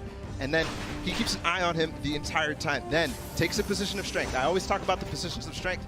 We're going to see him track McDonkel again into this really uncomfortable area with all these different containers. There, he spots McDonkel, tracks him, and McDonkel was in such a bad position to be fighting against 72 Hours. It's really, really difficult to take shots back at him and be able to farm materials here. The metal on those containers is not going to be strong. He's going to go ahead and drop down, chase down this Elim. McDonkel already low because of the shots from above. That position of strength is so strong indeed. 72 Hours is going to go ahead and push on top of this box. So you can see McDonkel, he can't farm anything. He has no materials because he's stuck inside of those containers. 72 Hours just breaks through his builds and there's nothing left for him to do. He just phases through that floor and then takes him with the white pistol there. Nice play by 72. And then we have Nistic versus Dopai. This is why players are so uncomfortable taking shots at each other. Okay, we're gonna go tit for tat. Nistic versus Dopai. They start engaging here, but Dopai says, I actually wanna start slowing down. The zone is coming in. I'm gonna try to back out of here. But Nistic boxes up, uses the pyramid, decides how he wants to engage. He actually uses this pyramid to spot through the transparency here. He spots Dopai. You can just spot it right there. Spots Dopai leaving, and it's gonna be free shots from there. Just watch. Boom, boom, boom. Dopai now decides, what do I have to do? Do I continue to back out? We're going to see the rest of this fight. Dopai actually says, I want to take it back to you. So that's what I'm talking about, tit for tat. Nistic now has to box out. He's on the defensive. These guys are so low, and the storm is coming in. So what happens here? Dopai wants to take over the floor, but the edit is so strong here. Nistic with the nice, clean shot with the pump, and that's going to be it. We have so many scoring opportunities in the rest of this game. And I can't wait to see the standings, guys. I cannot wait to see how this next game shapes up, Courage. Thank you so much, Ball. Fantastic stuff as always. We've had a nice little seat swap again. My name is Courage, joined by Kitty Plays. Cast it together finally. I know, first time together. Yes, it's going to be fun. Yeah, absolutely. It's been a great time all week up to this point. We are a third of the way through the matches today, and we've got a little standings update for everybody at home to see exactly where things all stack up. I know in the green room right there, we've been yelling. Oh, we were solos, squealing. right? Yeah, what an incredible last game. And just, oh, there you go, seeing it pay off for Pearl up 32 places. Yeah, that's just a little bit. As we talk about, it doesn't matter where you really are. In these standings, one major performance can shift you all the way to the top. And right there, Pearl jumps 32 spots. Another look there, you see Pate jumped 30. We've got Vivid, 72 Hours, both on this top page as well. Saf, one of our duo winners from yesterday. Here's Zexro, top 10 now, member of TSM. This is just, again, a third of the way through the day. So if you don't see your favorite player in here, don't panic. There's still a lot of Fortnite action to come. Hysteria, getting that 1 point puts him in the top 20 spots as well. Yeah, I love all these guys, and seeing Cease on this board finally, we got to watch a few of his plays earlier. Yep. Totally talented guy, and seeing these 3 eliminations, getting those points, these guys are happy. They've got a good spot, and of course, we got to see a lot of butter there. Yeah. Making it into that end game. A couple of really interesting decisions and great shots, taking advantage of players who are focusing on others, and great job, Butter. Oh, absolutely awesome stuff from Butter. Again, basically the dream for his scenario. He comes here thinking he's going to help test the servers for some V-Bucks, and now he's competing for $400,000. Here's a look again at some of the stats from him. 778 total damage dealt, 1 sniper elim, 3 eliminations in total. Either way, the smile, big in the picture right there, and big in real life right now, just because of that monster performance. He's right on the cusp of placing within the money. Yeah, and remember, these guys, if they make it to the top 20, they're getting a piece of that prize pool. Yes. Okay, and it's a hefty piece. I think it's $10,000 if you get top 20. It's up there. You want to get those elimination points. Oh, you know, 1 point goes a long way, guys. 100%, 100%. 1 point can make all the difference. Right now, one of the players who just moved in to our top 10, he's actually one of the newest pickups of TSM. It's Zexro. My name is Anthony Calandro. I'm from New York, Long Island. My gamer tag is Zexro. I play for the organization TSM. I first went into the first couple of Fortnite tournaments. I didn't know what to do at all, but then as I played them, I realized it was all really mental. So playing more tournaments gives me an advantage because I have a better mentality. I'll be more confident. Will Zexro be able to pick up Creo or can you even pop the medkit and rush them before you can pick him up? He's gonna do that. He's rushing him right now with the nades. He's gonna go ahead and shoot down the roof. Now Creo is down. I can't believe it. What an insane pump shot. So when I knew I was really good at the game was the first day I started playing, I got #1 on the leaderboard. I set a goal for myself to do good in at least one tournament before I turned 18 so I could keep playing the game after high school, and then I ended up doing good, so I just continuously play the game now. I think a lot of my aim transferred from Counter-Strike into Fortnite. In Fortnite I have a lot of game sense, that's why I think I'm one of the best. I changed my strategy completely, and I'm going to be playing a lot different in this tournament, and hopefully it goes well. The advice I would give to someone playing competitively, trying to become a pro, would just be to scrim every day, get as much knowledge as you can and practice your aim. Zexro, what a talented player. Now playing in the solos without his partner, Vinny. We didn't really see a lot from him yesterday. I'm really looking forward to see what he can bring in these next 4 games. Oh, most certainly. Zexro, very talented player. Love watching him. I was mesmerized by him on my screen right there. Someone that, you know, what I enjoy is when players get aggressive, as we saw from Ball in that last analyst segment when he broke down the fight between Nistic and Dopai in the zone. I live for stuff like that. I love when it comes down to the wire, when you've just got to get aggressive, you've no other option. Obviously, a lot of competitive Fortnite is building, getting control of your 1x1s, but those moments where it can go either way, one edit can make all the difference. Zexro, one of the best players in the world at knowing how to stay calm, cool, and collected in that moment. Yeah, we definitely see a lot of people choosing to go that more aggressive route today. I think they're recognizing the value of taking those early game pushes. A lot of these guys are used to waiting for the zones to kind of make those engagements happen, but they're taking advantage of that. They're jumping in those 1x1s. They're pushing those guys who are just, you know, relaxing, maybe taking time to clear their head and clear their thoughts. And it's just, it's an exciting thing to see. It's fun for us spectators. Maybe a few of the guys that are getting their 1x1s jumped in aren't the happiest about it, but hey, we enjoy it. We enjoy it. And I think that's all that matters for me. Either way, players beginning to load on up into the lobby. We've got another chance to check in with one of our players currently competing. It's Armand on the floor with Golden Boy. Yeah, that's right, Jack. So I'm here now with my boy Armand. So, Armand, have a chance to cast your games in the past. Really good player. You've had some great moments. And do want to talk about Game 1 because Game 1 was very intense. You were down on that low ground. You didn't really have much to work with. What were you thinking there, man? Honestly, I was just W King. I didn't have any mats, and I saw a kid in the zone, so I had to pump him. And then after that, I saw 72 above me. I didn't see him drop, but I had 50 HP. But like rotating the whole time, I just got all my picks off of that. Like the Rift to Go saved me, and then I just found a couple launch pads, and that's basically what happened. So this is a big competition with so many players, right? 100 players. You've scrimmed against some of them. You know some of them really very well. What are the expectations? What are your expectations coming into this, right? Because, you know, anyone can win, anything can happen, but do you feel like, hey, I have a really good chance to win the Secret Skirmish? I think with like the route I take, I put myself in a very good like position, place higher, but everyone here is so good, so anything can happen. Yeah. So now let's look forward here because Game 3 is going to be coming up in a little bit. You're doing not too bad. You're still top 10 in the standings, and it's a big opportunity for you here. What are you trying to get out of the Secret Skirmish? Are you trying to build your brand more? Are you trying to get your name out there more? What is the plan for Armand? Just to get noticed a little bit more and then just keep getting better, honestly. All right. Well, hey, man, well, I appreciate that. I mean, at the end of the day, that's what it's all about. Appreciate it, brother. Best of luck to you. He's going to crush it in game number 3. Let's see how this all unfolds. Jack, Kitty, back to you. Armand, the monster so far today, nearly had it back in game number 1. One of the most experienced players, 72 hours, just got the upper hand, but he had no materials. He had no HP. It wasn't in his favor. We've got some stats to show you as we are moments away from loading into game number 3. Kitty, anything that stands out really for you on this screen? I mean, right away, that 8 eliminations over 2 games. You saw him in the end game of both of those, and he wants to get his name out there. He's definitely doing that after placing second in that first game and his outstanding performance the next. Oh, yeah. He's here, he's running, and in these solos, not having your teammates supporting you, and he's just doing a great job. I'm looking forward to see how well he performs in the rest of the games. Well-spoken guy, you love to see it right there. We are about to drop on in for game number 3. Remember, use hashtag share the love, tweet out the stream. This is the final day of the Secret Skirmish.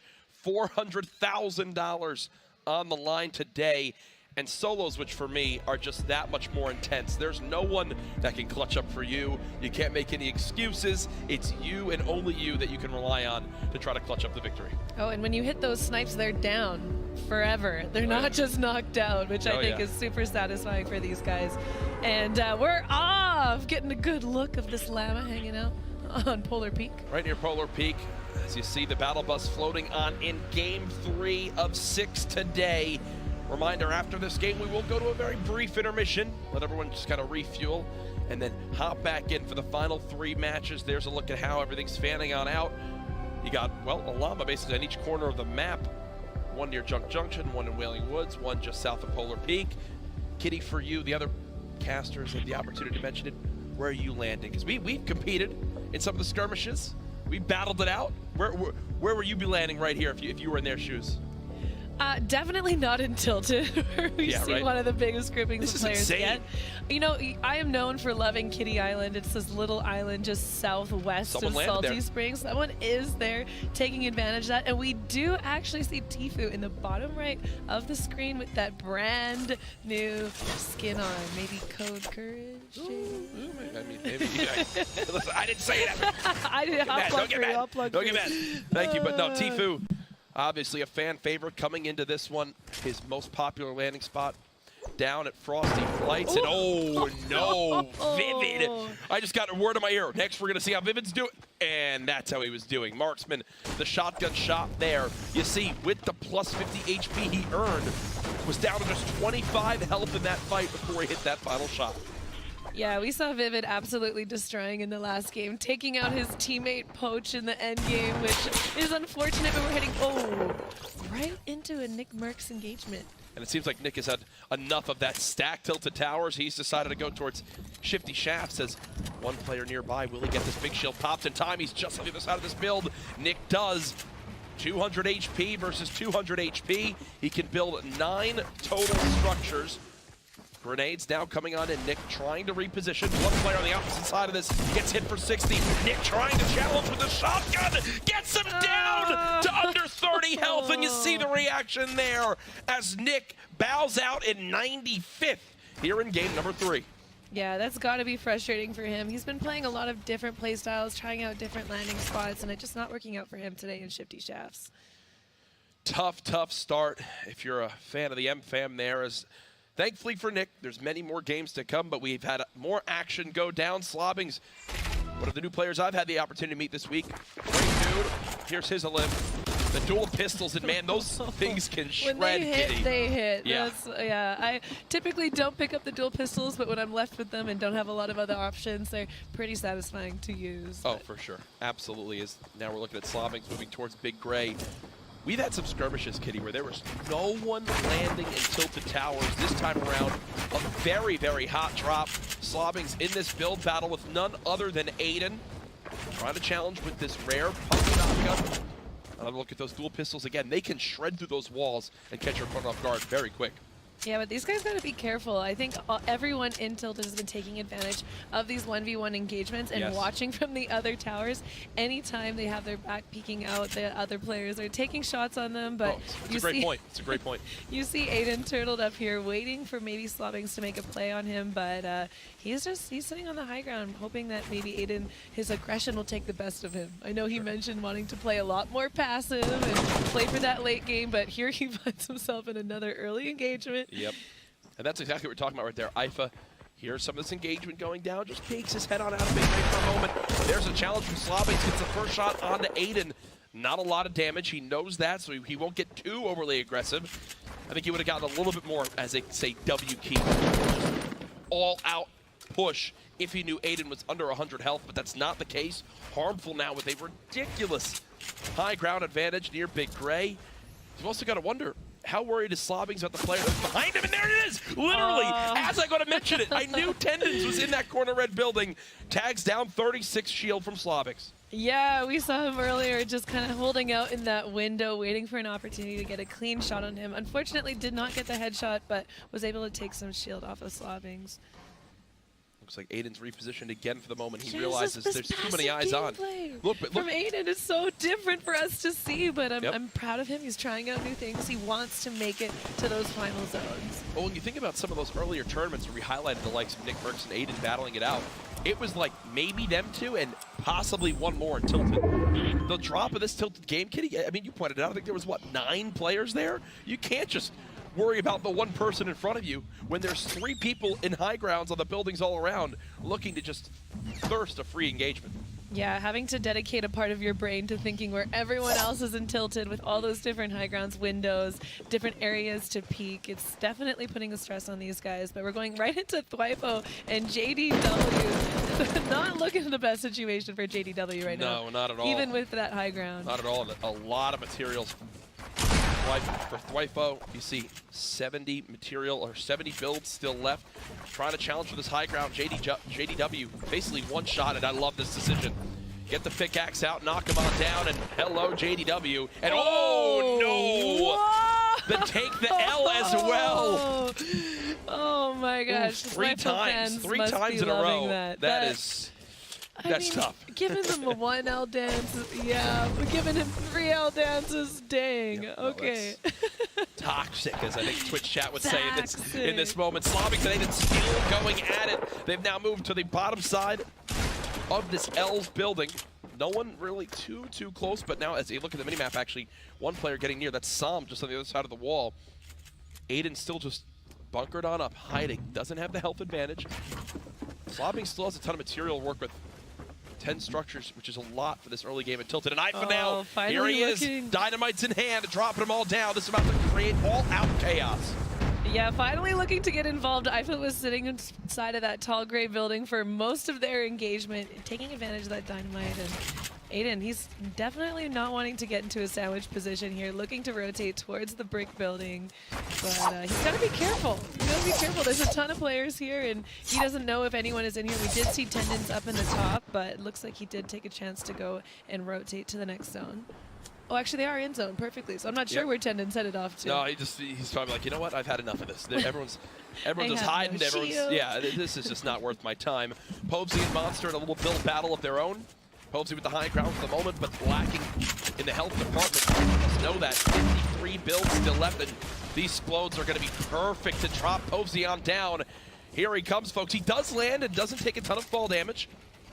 Monster fighting this in the zone. The 50 health that he would get from this would be worth his time, but he just got to get this done. He's going all the way up. POACH with a great shot. That health advantage that was once dominant in favor of Monster, no longer the case. Seems like he's actually going to stop and medkit as he thinks it is no longer worth it.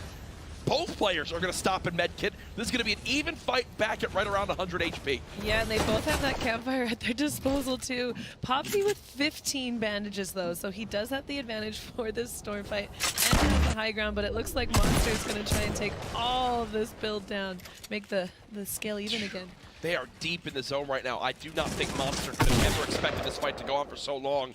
Every advantage Monster once had is gone. The height advantage, gone. The health advantage, gone. And now POACH is just commanding exactly when he wants to drop down and engage on this. It looks like Monster, though, has made a quick move to try to get on up, a fast ramp switch, but it's not enough. POACH reads it, challenges now players both under 20 health. The Storm's their biggest enemy for the moment. Monster, that's one he definitely wants to take back, Kitty, as I'm pretty sure he fully expected to take that fight with ease, but it wound up not being the case. And Popsy got all those shots on him with that green tack, too. Impressive. Very impressive.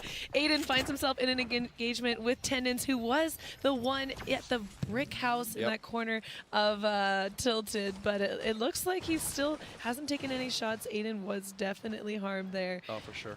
Still going on in these fights, and we're actually looking at the map. We can see the full map of players, and it is insane how deep in the zone POACH is towards that top side because of how long that fight went on for. Nobody is even near him, so there's a silver lining. You see, look at that one arrow all the way out by Lazy Links.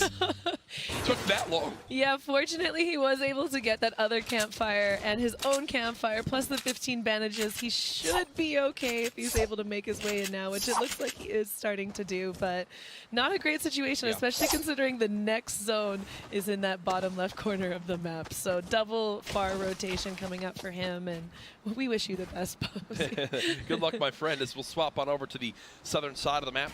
Vide, near the top of that mountain, and Funk Bomb just ripped him right there. And yeah, he's going to instantly rip, but I'm going to tell you right now, I think Funk Bomb's going to look up and try to shoot him down. Here they go, the shots. Can he get tagged? Juggling with this glider, trying to make as much movement happen as possible. Now Funk Bomb's on the aggressive. He's got 4 HP left, and the Storm Surge warning is kicked on in. and 1 mini. He's going to be sitting on 29 health. It's ideal. I think that's ideal to be it. But he's alive, and I think that's all he cares about right now. Looks like Blue T is rotating up right next to him, but not taking the engagement, probably looking to get, optimal position. Doesn't want to pull a POACH like earlier and fight in the zone. But this he runs is right into an best case engagement. scenario. This is best case scenario right now, as he's going to be able to push on up and at least see multiple. This isn't just a third party. I think there's 4 players involved in this fight, and it's because of where the zone is, Kitty. Again, next time we zoom on out to the full map just to take a look at it again, it is the southwesternmost zone you could basically possibly have, and it's forcing everyone from Tilted, from Retail, Salty, Shifty, to all move through the same lane, and now everyone's getting congested right on this east side of the zone. Yeah, 100%. These guys are all in this corner, and you see just north of them on the minimap, there's another engagement. Everyone getting pushed into the exact same position, and Punisher, he does have the health advantage here, and it does look that Vide does get picked up. Oh no, the Vide didn't get picked up by them. I'm not sure whose loot that was. They're having a fun little time here. Oh yeah, no, it's a little bit of a panic building coming on in from Punisher. He's got a player above him, player shooting at him from the east. Blue T has dropped to the low ground for right now. It's Vide just above, as he's going to be trailing that same build as well. And again, when these zones move so far in one direction, it kind of forces these little awkward areas where they're already close to each other in these builds, and you'd think there's still a ton of zone and area left on the map to get congested at, but still. Everyone's stacking up now. POACH now with grenades landing just next to him. Will he get tagged by any of these?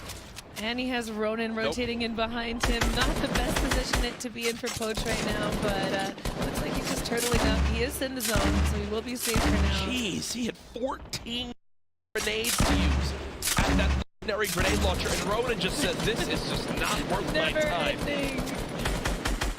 He really tunnel visioned with a lot of those there to get nothing. You can see Punisher trying to just get some sort of elimination on the board, expecting these players pushing out of the zone to be weak. But got to give props, both POACH and Ronin escaped the threat of the legendary grenade launcher without taking a single point of damage. Yeah, and these guys are in a good position. They're pretty close to the next zone. They won't be having to make as big a push as they did in the last one. So POACH already position, has the ice skates on for a little bit, and he does get in the zone. So he's got to be feeling pretty comfortable, and now he can just sit, relax, and take shots and hope he can get those extra eliminations to get him a point on the board. About 1,000 materials in total. You see Ronin now using his campfire to heal on up. Pate versus Schmeck, again in one of these fights right on the eastern side of that zone.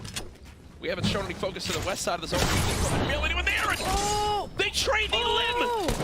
Did he get traded? No, he he didn't. 10 HP left. Oh my goodness, when I saw him drop in, I was like, oh no, it's gonna kill him. But then with the health on the elimination. But he's got 10 seconds for the zone. Oh no, this campfire's gonna, campfire. and he's gonna pop bandages. He's gonna try to get as much health as possible from this. Oh, and you see the frustration on Paytek's face. Yep. He definitely thought that he had that, especially Schmeck's going. Well, here's the thing, look at him, he's trying to calculate it. He was at 4 limbs, so if he got that 5th, it winds up giving him another point. That's why he's so, like, oh my goodness, it doesn't wind up. Oh, had he hit him once with his AR or SMG, he would have definitely gotten the elimination. And you mentioned to start this game, the point of 1 point in this can make all the difference. And right there, that 10 health could be the difference between where Schmeck and where Pate wind up placing on these leaderboards. Yeah, we'll definitely have to wait to see that final board and see if he did get out of the prize money because of that unfortunate occurrence. Yeah. But Punisher still on 0 eliminations. Every time we go to him, I just keep seeing him. Have we seen Vide get any HP? No. He did have that mini pot knocked off of him, but Pretty sure if one of these snowflakes falling hits Vide in the head, he's knocked out. Looks like he's dodging right now. That's what he's going back and forth and doing. If you're Punisher right now, you apparently just got shredded, is what I'm going to say now, because all that health is gone. Thankfully, has a chug jug, but this is what we talk about in these later game scenarios. When everyone's focusing each other, it's so tough to get this popped. It takes 15 full seconds, and Blue Team knows how weak he is. He's going to continue to try to spray this down. Yeah, and Punisher's also taking some pressure from behind. You see POACH and Bowman behind him. Gosh! Hang on. He's there. back. It is! Punisher is back in it! Oh yeah, you've got to definitely be flexing a certain muscle to try and get that one. There it is now. Blue team, no healing left, only 56 HP, 26 HP. This could spell disaster. Punisher, who was just on the back foot, trying to get the Chug Jug to be used, and Blue team kept stopping him. Now at max HP, ready to take him out. But look at Blue T's ammo. That's why he stopped spraying. He has 12 AR ammo left. Thankfully, he's got a ton of shotgun ammo, but he's going to be focused on those short, close engagements and unable to take anything long range. Fortunately, he has that jump pad. He'll be able to get into those close range engagements with that movement, but not in a good situation to be in. Tough spot to be in. We have about half the lobby now down.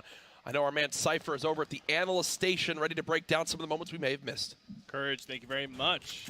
We have our player Pearl, Game 2 winner.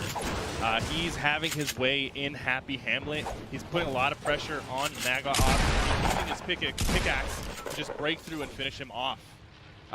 We also have a bit of a fight that lasted a little bit too long between Pavzi and Monster, and we're not even too sure if Pavzi made it out of the storm. You guys go ahead and check on Pavzi and take it away with Game 3. Thank you so much. Yes, he has been eliminated up to this point. Pearl, though, still in this one. 3 elims to this game. 507 small ammo. Wow. 278 AR ammo. Over 1,000 materials already in the zone. Max shields in minis, and he's already got a big as well. He's the most set up for this late game of anyone we've seen yet. Yeah, not just in the zone, near the center of the zone. Yeah. He doesn't have to worry about any of those guys pushing in and sandwiching him as they push into the zone. And he's just got to sit pretty, wait it out, hope he can get a few more eliminations in that late game. But coming off a victory royale into those eliminations, he is feeling good. And he does have Fulmer below him, who you saw do absolutely incredibly to qualify for the Winter Royale. And above him, he's got Germ. But these guys just got to sit tight, wait for the zone to close, and hopefully they'll get the zone, won't have to use too much of their movement items, and get some more eliminations. But I don't think they're too worried about that right now. Not at all. Landjock again. When one person begins to fire at you, it seems like everyone does, because they see someone's got to be vulnerable right now. Nolan, our Winter Royale champion, looking to see if he can continue to add more incredible titles. Those sticky grenades getting thrown out on him. Landjock is building for his life right now. And yeah, you see that side third party on him, taking that elimination, and that's the risk you have. Thankfully, Nolan's going to be able to get the loot from this, but when you do all the damage and that third party takes that elimination and that health that you were trying to receive, it's got to be frustrating for these players. Oh, for sure. Well, there's no doubt about it. Grabbing everybody can get. Great job noticing the AR ammo on the ground. You see him sliding around, trying to pick up any little bit. Like right there, that was, what, 60 brick? And with all that metal on the ground, exactly, what I was going to call out is he's going to begin to branch out here, spam these builds. He quickly looked at how much metal it was, and you might be thinking, gosh, why is he burning through all this? Well, this. He just used over 300 materials, goes back, immediately maxes on out, and you saw more metal drop again.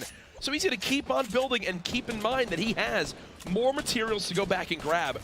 A sign of a great player. Ooh, Pearl picking up another elimination. Does take that slurp to hopefully get out of the zone. As he's gonna, oh, no. Nope. Oh. It's almost deceiving, right? Because there's so many players alive in these late games that typically, if you're used to playing, you're like, oh, how much could this zone hit for? Probably 1 or 2, because there's still there's only 33 left. No, we're in the the 5th, going into the 6th zone of the game, and at this point, it hits like a truck. More metal has been grabbed now from Nolan. Love to see this. Wondering if he'll go and try to grab these little materials on the left. It does appear so. And who's there in the top middle of your screen? It's Tfue building on up, getting the high ground. As he's still alive, 3 eliminations so far in a brilliant position, and oh God! Caster's curse is real. He gets ripped for 150 plus from that heavy sniper rifle. Yeah, that is not a good feeling. He was looking for that peak, hopefully get a few more eliminations. He is sitting on 3, so 2 more will get him another point on the board. But when you get tagged like that, now he has to decide, should I be playing passively? Are these guys hitting? Oh! Wow, we just tuned in to Tfue in arguably the best position he could imagine, to then being dead in moments. It shows just how much you have to account for, and that was none other than Bizzle, one of the other top 10 earners in Fortnite competition history, taking him down. The next zone has begun. You hear all those gliders. It's everyone using their launch pads, using their redeploys. Now over to Ghoul.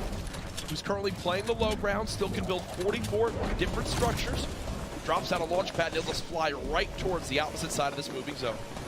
Yeah, and he's got a nice loadout. He's definitely going to be happy about having that legendary pump for that late game, and right away he gets the position that he wants on the zone as far as he can, but that ice is messing him up. Yeah, the ice making him slip and slide all over, not the ideal scenario, and you mentioned the inventory, unfortunately no shields he can use now, so it's all going to come down to the little bit of HP he has. On the bottom right of your screen you see Bizzle, currently at 3 eliminations himself.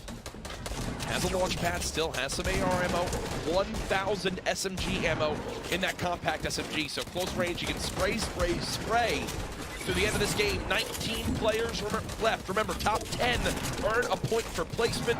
Bizzle already with 1 point this game for the amount of eliminations he has. Yes, and all that shield too. Bizzle's sitting in a great position moving into these final moving zones, and he's a meticulous player. He knows exactly where he needs to be positioned. He has a great game awareness, so he knows where everyone is, it always seems. This is where he excels, right? These are the moments why he's regarded as one of the best players in the world, and it's because of how he builds out, how he branch to different structures. He makes it look so easy, now deciding he's made it far enough in the zone where he can turn around and look back and try to potentially farm a free limb, holding on to that launch pad. But Kitty, the one thing I want you to take note of, 18 builds left. Not a lot to his name. He's definitely going to be looking to try and get another elimination and hopefully get some of those bonus materials off of them moving in. One position that Bizzle does not like to be in is one that he cannot build through. Yeah. So. It almost seems like right now he's just direly waiting for the top 10 to be in place. The materials will fall right in front of him. He's got one just above, tries to drop him on in, doesn't wind up working. Only 7 builds left. 5 builds left. Launch pad, but it hits his head. And just like that, he's stuck in the low ground. He's skating all around. There's a reason he's got the figure skater outfit on right now, as he's just slipping and sliding all over.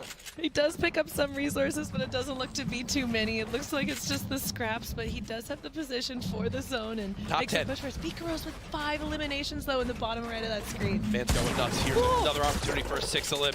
Goes quite quickly onto blind. 147 total hit points for him. Top 5 now as players continue to earn more points for these placings. Vicaros trying to drop on down. He's got one player just below. CBK Flame on the low ground, and oh my goodness, our duos winner from yesterday, Seth. 200 HP, ultimate high ground as well. He's going to continue to branch out. Bizzle, bottom right of your screen. Vicaros, top right of your screen. The overall look at everyone now. 5 players remaining. Who will come out on top in Game 3 to set themselves up with a chance as we move on with the rest of the day? The zone still moving forward. Vinny alive in this game as well. He goes down. Flame drops 2. Bizzle now the target. Saf ready to get involved. It's a 1v1. Saf wants the fight, but Vicaros looking for his 8th elimination. Trying to drop on in. He places a trap. Will he bait him on in towards the structure? It doesn't appear so as of yet. He's out of materials. Oh no, he's out of materials. The pump comes in, but it's not enough. Saf, 6 elims, the victory royale. The man might go and get on top of the leaderboard today for solos now, Kitty. Absolutely incredible gameplay coming out of Saf today. Able to secure 6 eliminations. One more would have put him into that 3 points, but Yeah. I mean, getting that victory royale and those 2 points for the eliminations, he's got to be feeling happy. I saw a ton of people online saying Saf after the performance yesterday, and from what we've seen in these skirmishes, he's got to be regarded as one of the better players in the world, one of the top 10, and moments like this will only continue to solidify that. Vicaros tried to do what he could. You see great damage there, but it's just too much HP for Saf, and to be quite honest, look at his inventory. He could have kept on going. He could have kept fighting and kept playing for more zones. Yeah, he was ready for 12 more zones, it looks like. Right. Yeah, Saf, he's got an unbelievable way of navigating the zone. He does not fear that storm tick damage. Now, I know a lot of players, when they start feeling that damage coming in on their back, they freak out and they get worried, but he's running in and out of the zone, 100%. taking advantage of those angles and those opportunities that take players off guard. Just excellent gameplay. 2 days in a row now, Saf. Well played. Brilliant from Saf right there as he continues to prove why he's one of the best players in Fortnite, but so much happened in Game 3. Too much for us to just comprehend. So I've got some help from the brilliant man, Cypher. Thank you so much, Courage. I appreciate that. We got some really good fights in Game 3. Let's go ahead and take a look at some of the action right here. Starting us off, we got Tfue using the backboard and the grenade launcher to put a lot of pressure on Base Soldier and taking him out as well. later in the game, Tfue showed us his expertise with his aim and his AR, getting a few eliminations using the Scar from the high ground on players who are pushing into the storm. Right here, he takes advantage, hitting some really clean shots, securing these limbs, and as you see right here, because of his early game positioning on the high ground, he was able to take out those players as they were moving in. Vicaros with 3 limbs, securing a couple more as he drops down from the high ground. His positioning right here is extremely well thought out. He's looking for people who are moving into the circle, and he just gets to jump on 2 quick players right there, securing his 2nd points from this game. Let's go ahead and kick it back to the casters, guys. 3 games down, 3 more to go. Thank you, Cypher. The man knows a lot about Fortnite, and he shows it right there, his passion shining on through. Kitty, I just received an update about the standings, and I'm going to let them speak for themselves after what we've seen today. Ladies and gentlemen, Saf 6 places on top again. Absolutely outstanding job. 13 eliminations, 8 points. He's got to be feeling really good going into the next half of these matches. Saf, brilliant performances so far. That rounds out the 20 that you see right there, but you don't want to hear from us anymore. We've got Saf on the floor after his incredible performance yesterday and now today. I don't even know how he does it anymore. Insane stuff. Take it away.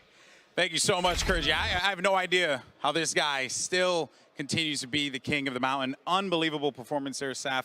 All right, let's talk about that end game there. You, Vicaros, it was a 1v1 for the ages. You were certainly feeling the pressure. There was a trap thrown down. I know that there may have been some concern there at that moment. Walk us through the final moments of that game. So I knew it was a 1v1 versus Vic, and I know he's good, so I was taking it kind of slow at first.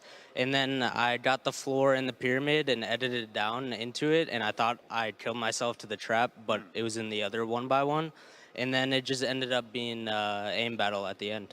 So you were able to win yesterday, and you're poised in a position as we go into the intermission to win today.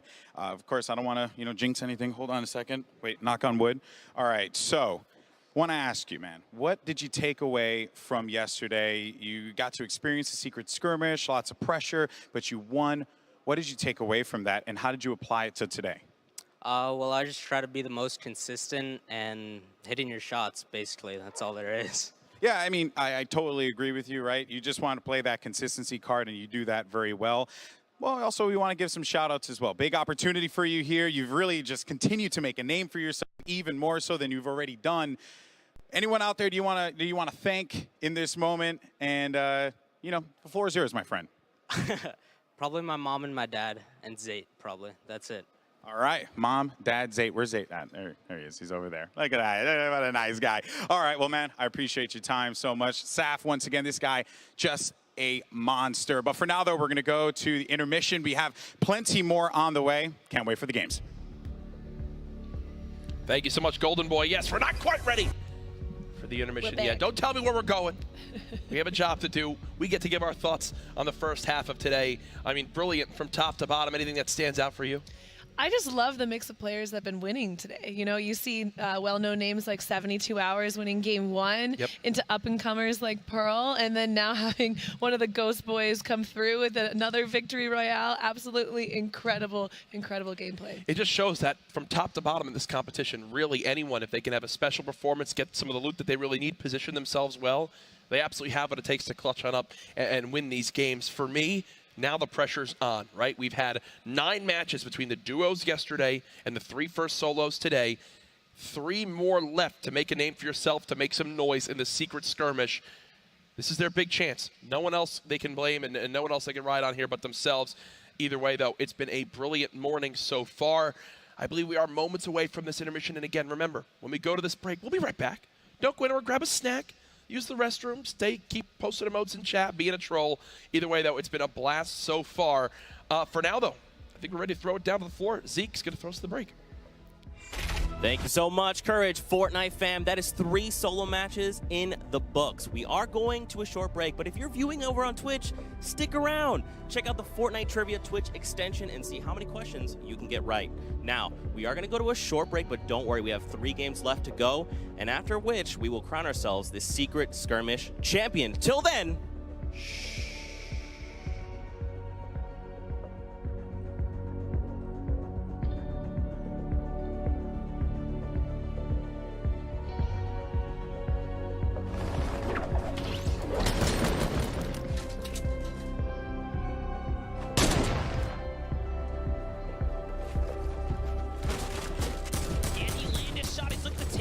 High ground here, and he doesn't. It's 72 hours who fall.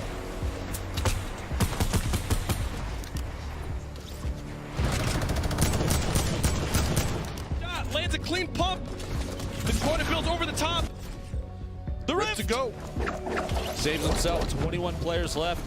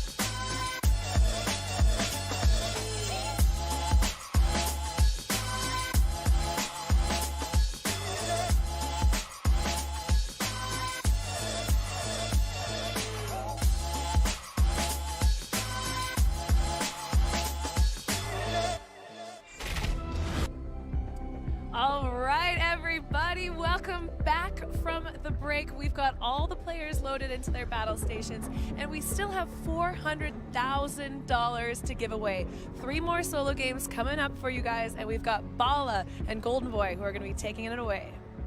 Thank you so much, Kitty. Yes, I'm excited. This has been awesome. We've had some great games so far. I'm Golden Boy. This is Bala. I'm pumped, man. They've been great, and yesterday we had that photo finish. I'm hoping we get it today. I'm going to go ahead and knock on wood.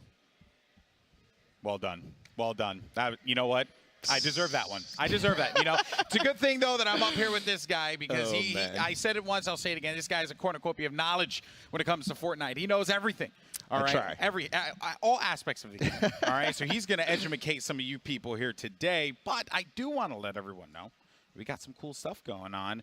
That's right. Because not only do you have the Share the Love event, you can pick up some cool skins. You can also get yourself a free battle pass. That's right. You heard me correctly, folks.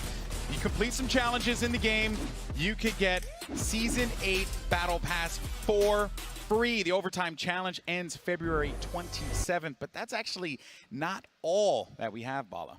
That isn't all that we have. You know what we have coming up next? You know what we have? Because you saw it. You saw it in the game just for a brief moment. Okay, there's actually a new skin. And not only can you get that Battle Pass, you can also pick up 2,000 free V-Bucks with the Fallen Love Ranger outfit and Black Bling.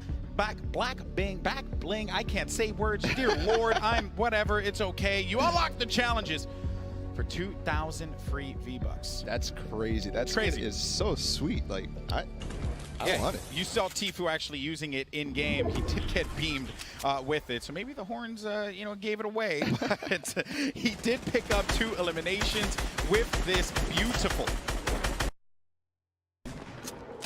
Was he using the back bling? I don't think so. And there you go. I did manage to say back bling correctly. Back bling. I can't say it 5 times We've fast. been doing tongue twisters all day. I doubt anyone's able to say it 5 times fast, Bala. No. Oh boy. Okay. I'm not going to attempt. Yes. So now, where we are right now, where is the competition currently, and where are the standings? Because I talked to him earlier. Saf, first place, 13 total eliminations, 8 total points. He's in the lead by 2. Pearl is going to be right below them there, but we got some new names and some familiar faces here in the top 10, Ball. Yeah, I'm really excited for Armand and Kaizui. They showed up big. Armand in that first game. Kaizui has just been having a really nice game. He's actually placing 12.7 on average, Golden. Very well done by him. Zextro, another name. Blind jumps up a few. Karos, also, we haven't really talked about him all that much, as well as CBK Flame. These are, a lot of, like I said, familiar names, but also new faces, players that came from Winter Royale, players that came from the pop-up cups. I did talk to Vivid. I said, hey, man, how you going to do? He's like, I'm going for that. I'm going for that Victory Royale. He's got 3 points. He's not doing that bad, man, but I know that he wants to go for the top crown there, but currently that is being held by Saf. I'm excited though, because we're going into match number 4 of the day. We got ourselves kind of a good one here lined up, Bala. Yeah, and the stories are unfolding all over the place. Saf, I want to touch on him really quickly. He placed 6th, 11th, and 1st. He's placing 6th on average. That's insane. And we're gonna get into this game. He's having such a good day. It's like crazy to have 2 good days back to back like that. Yeah, back to back is. If he pulls another one off here, like maybe a top 10 finish, I'll be blown away. Like he has to be like, you have to have him in a conversation for one of the best players in Fortnite. If he's doing it in a stacked lobby like this, Bala. Yep. The one thing that we haven't seen yet really is big bonus. We saw a bunch yesterday, and that's actually leading to the standings being quite low in terms of points. So a lot of people can still make it with that big bonus. You can really rise up the standings really fast. Bala, you've competed in these competitions in the past. You have the experience. You've thrown down with some of the best in competitive Fortnite. Early game here, what's your plan? What do you try and do? And how do you approach this? Because I talked to Outlet, and he was telling me, man, I'm just having terrible runs in the early game. Yep. What's your game plan? Stick with what you know. All these players have been practicing their landing spots day in and day out, and they have all sorts of strategies around them, tactics, buildings that they want to control, the best place for loot, the best paths, all that stuff. You want to stick with what you know, and we'll see. We'll see. Saf actually He's not sticking with what he knows, or at least what I know of him. And what is that? Well, I mean, like he went to that desert biome on the other side of the map near Paradise Palms. Yeah. It's a kind of a loopy drop there. Maybe he didn't like what he saw too. That's always a possibility. Absolutely. Usually he lands over towards that loot lake, but his teammate is probably taking that. But for now, we're hopping in over. Vivid and Marksman have been dueling in this junction. I do want to give an update, by the way. The first 2 eliminations were on Dopai and Tendons from 72 Hours and Butter. Oh. Butter picked up the first elimination, or actually the second. 72 Hours got that first elimination onto Tendons. A rough start for them. We're looking to see how they do in match number 5. And this thing, every elimination matters, man. Every elimination, every engagement, kind of like this one. And it's Vivid versus Marksman. Marksman got the better of the Liquid Boys last time. Vivid, though, does not want to let history repeat itself here.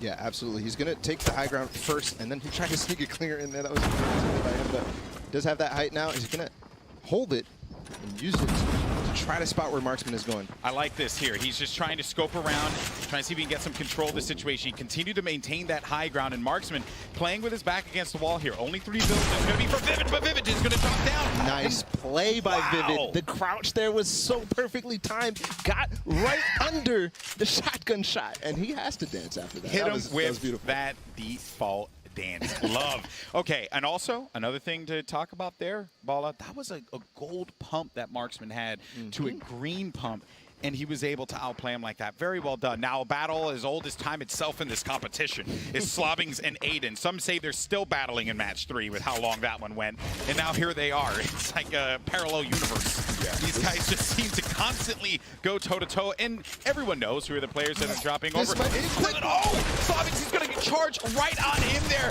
And this is going to be Aydan in the right hand, trying to hold this one down. And Slobbings going to put the pressure, and he takes out Aydan. He goes down at 91st place. Oh, that is rough, but Slobbings gets the better of Aydan today.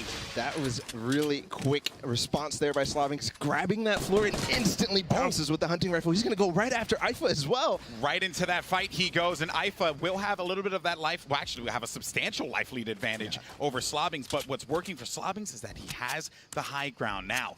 He's going to try and slow this one down, scope it out, and see what he can work with. Ifa staring right at him here, and Slobbings, a very smart player in Tilted, is getting into, he's gotten into so many of these kinds of engagements where you get into that first battle, and then immediately after that, you got to jump into another. That's the way Tilted is. It's always been like that. Yeah, absolutely. And Ifa turtling down a little bit, making sure that nobody else is going to join the fray, and that's exactly what I'm talking about. The storming coming. That's going to signal Slobbings to back up. He did get tagged by that. So down to 56 HP, he's going to back all the way up to this brick building here. And I don't think that's the worst thing that could have happened for Slobbings. Yes, he did get tagged up by the Stormwing. Yes, he doesn't have any shields. But he kind of just had that disengage, right? Didn't really have to deal with Ifa. He's on the other side of the map. But now Slobbings needs to find something to heal up with. Yeah, and you actually see this repeatedly in Tilted. Disengaging, finding more spots that haven't been looted. But we're going to hop into Happy Hamlet, another one of those spots that has the same kind of thing that Tilted has, where you have the disengage. There's a lot of buildings you can go to. So here, Pearl versus Harmful. Pearl, one of our top standings players right now. Yeah, Pearl going to be in 2nd place. He has 6 points. He has 10 eliminations. Average placement 21. You have to favor him here in this case, given how he's been playing so far. He's made some crazy plays. He's been a little too overambitious at times, but that's what you need to do here in the Secret Skirmish if you want to go after those victory royales, those big bonuses. And I like Harmful's going to be exposed on the street. He's going to need to just throw down the wall so that this way he does not have to take those shots there. And Pearl rotating, looking to, or I shouldn't say rotating, charging. He's charging after him, and Harmful disengages. He's on the hunt, but no, he's going to back out. And just like we talked about, Harmful, actually a controller player, he's deciding to move from Tilted. He was with Nick Merckx yesterday. Move from Tilted over to Happy Hamlets. Again, the same kind of situations. The buildings are spread out. You can kind of go to different spots, find out what's unlooted. You can disengage just like they're doing right now. And we'll see. A lot of tight spaces that really do benefit controller players. I know, as a controller player, that it's good to have, right? Like you can play those right hand advantages very well. You can hunt people down as they're trying to charge away or run away, and you can charge at them. There's just a lot that you could work with in that. But Harmful, though, is just going to wipe out. He's going to be saying, no, this is done. I'm not really dealing with Happy Hamlet. Storm's Pearl's coming. Gonna have it. Yeah. Storm's coming. And you mentioned taking risks. Pearl has been doing that, and you really have to do that in terms of trying to get on top of the standings. That's what you have to do. You have to take risks. Go for the. Actually, we're gonna have a replay. Triggy versus Deuces. Speaking of going for risk here, man, Triggy from one controller player to another has Deuces lined up, and that's a beautiful shot with that blue pump. Now we go over to Sofa and Ghoul, but that is a far, far run from Happy Hamlet over to that new circle. It is far into the northern part. Still there. He's actually still there, so I'm interested to see what he has. Maybe he has a rift to go or some plan to get out of there. But Ghoul on the back out of the motel area with the pool. Sofa on high ground. And there's another player joining the fray as well from the east side. Got Sofa up ahead. Things slow down here. Players are really backs against the storm, charging over to that safe zone. Yep. You still have 2, 3, 4 players that are in the storm, but it's not taking you for all that much. No. And maybe you can get a, as you said, a rift, a launch pad, maybe even a storm wing if there are any left on the ground, and then you can get on out of there. But if I'm looking here on the map, it seems like a lot of players are really just they're running it. They're huffing it over to that safe area. Yep. It's in terms of positioning now, Golden. We actually see Saf in that storm ring. It's going to be a really, really strong positioning tool. But in terms of positioning, everybody's vying for the center of the zone. He doesn't get tagged. It's not going to worry him too much. He's just going to continue spinning. But they try to fight for that center of the zone. Why? Because you get the next zone most likely. You can go to the edges, but if you're lucky, if you go to the center, it's going to be most of the time you're going to grab that zone. Saf with the second highest average damage, just behind Tfue. Tfue up there. Yeah, he really is. Highlights yeah, Tfue's been putting in work. You know, he's in 13th place. He has 2 points presently, 6 eliminations. Yeah. And Saf's going to turtle up on top of this rift here. That's actually so good for him, actually, in terms of the positioning battle that I'm talking about, right? It's not center zone, but he's going to be able to use it to get towards center zone in the next one. So and that's going to stay there the entire time. Yep. If he wants to dip on out, let's say he gets into a tough spot, he could use it early to get into the safe zone, to get into that new spot. He's already in here, but he could just rotate, or I shouldn't say rotate, he should actually reposition himself. Yeah, but we have Butter versus JDW. He's in the divot. And the zone isn't coming yet, so this fight is continued on. He's trying to fight for height on JDW, but JDW is not letting him. The pyramids go down, though. Oh, I like this here. And now Butter just gonna have to reposition himself. Also, just want to get those. He drops him down. That was a very heads-up play from him. He's gonna force JDW to have to go down. He wants to go after this wall. See if he can get it. And, he gets tagged up now. He's gonna be at 97 HP. He does have some minis, and he does manage to pop off one. Does he get the second? Yes. Yeah, this is what you got to worry about towards that end of that second zone is the storm wings, when the it gets too high. Everybody coming through. Yeah, exactly. But I really like what JDW did there. You actually saw Butter stop for a second there. That was a really nice reaction. It was JDW's wall, and JDW was thinking about editing on it, but he went up and then still edited on him, and Butter shot from it. Nice play by JDW there. Had a chance to talk to Butter in the intermission, asked him how he's doing. He said, I'm just very grateful to be here. He's been having a great time. Currently, Butter, I believe he has just 1 point from, I want to say game 2 was the one where he had a huge performance there right in the late game. Yeah, with that rift to go.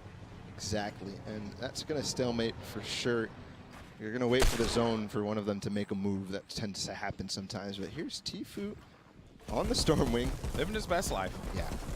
It's not quite, the car he showed up with, and Mateos puts down some fire with the Stormwing, and that has to prompt JDW to create a box there right on top. And you can see both JDW and Butter drop down at the same time and made a new box. I don't want to deal with this. And JDW continues to defend himself against the Stormwing. Mateos not letting him get a moment to breathe there.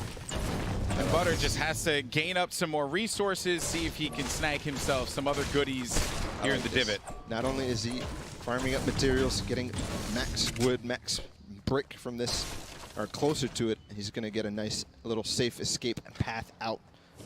So 67 players up. That third zone is about to get revealed. We have 45 seconds left for it. And you can see JDW loses Butter. He's going to try to take shots at other players. We have, by the way, a few players, and JDW just got the elimination onto Jacob Aki. I know I'm butchering that one, with a pistol, as a matter of fact. That would be with the hand cannon. I think that was lined up there. Right, so JDW getting that first elim. And we have a couple players, Balla, that are currently sitting at 2 elims. One more, that's a point for them. Yeah, Ronan, Armand, Naga Ops, and Devious. Armand is one of those that I want to talk about. But JDW, it's Butter. Butter is not letting him go. Oh, but he's also going to get tagged up. Yeah, we talked about this yesterday a lot. It's these congested zones on the sides. Are here. Exactly, Golden, exactly. So many players are going to end up on the side of zones just because of the way that people have to rotate in. He's getting tagged for 2, and he was in the storm, but now he will be safe. That circle, though, will make its way just west of Lazy Links. And Butter, he's just playing it slow right now. No reason for him to push up. I think he just wants to get, if he can get an angle, puts the damage down on anyone, maybe he goes for that. Paytech's going to be exposed. Oh my goodness, that was so close. You can see Butter nodding his head. He's like, no, I want it. That's so bad. What? He's trying to knock it down. No, it's connected to Frosty. It's connected to Frosty. And Butter is just on the verge of so many of these elims on the Pate. Punisher drops down. Punisher has no idea that Butter was putting... he had to have heard those shots from behind. Yeah, he had to have. He had to have.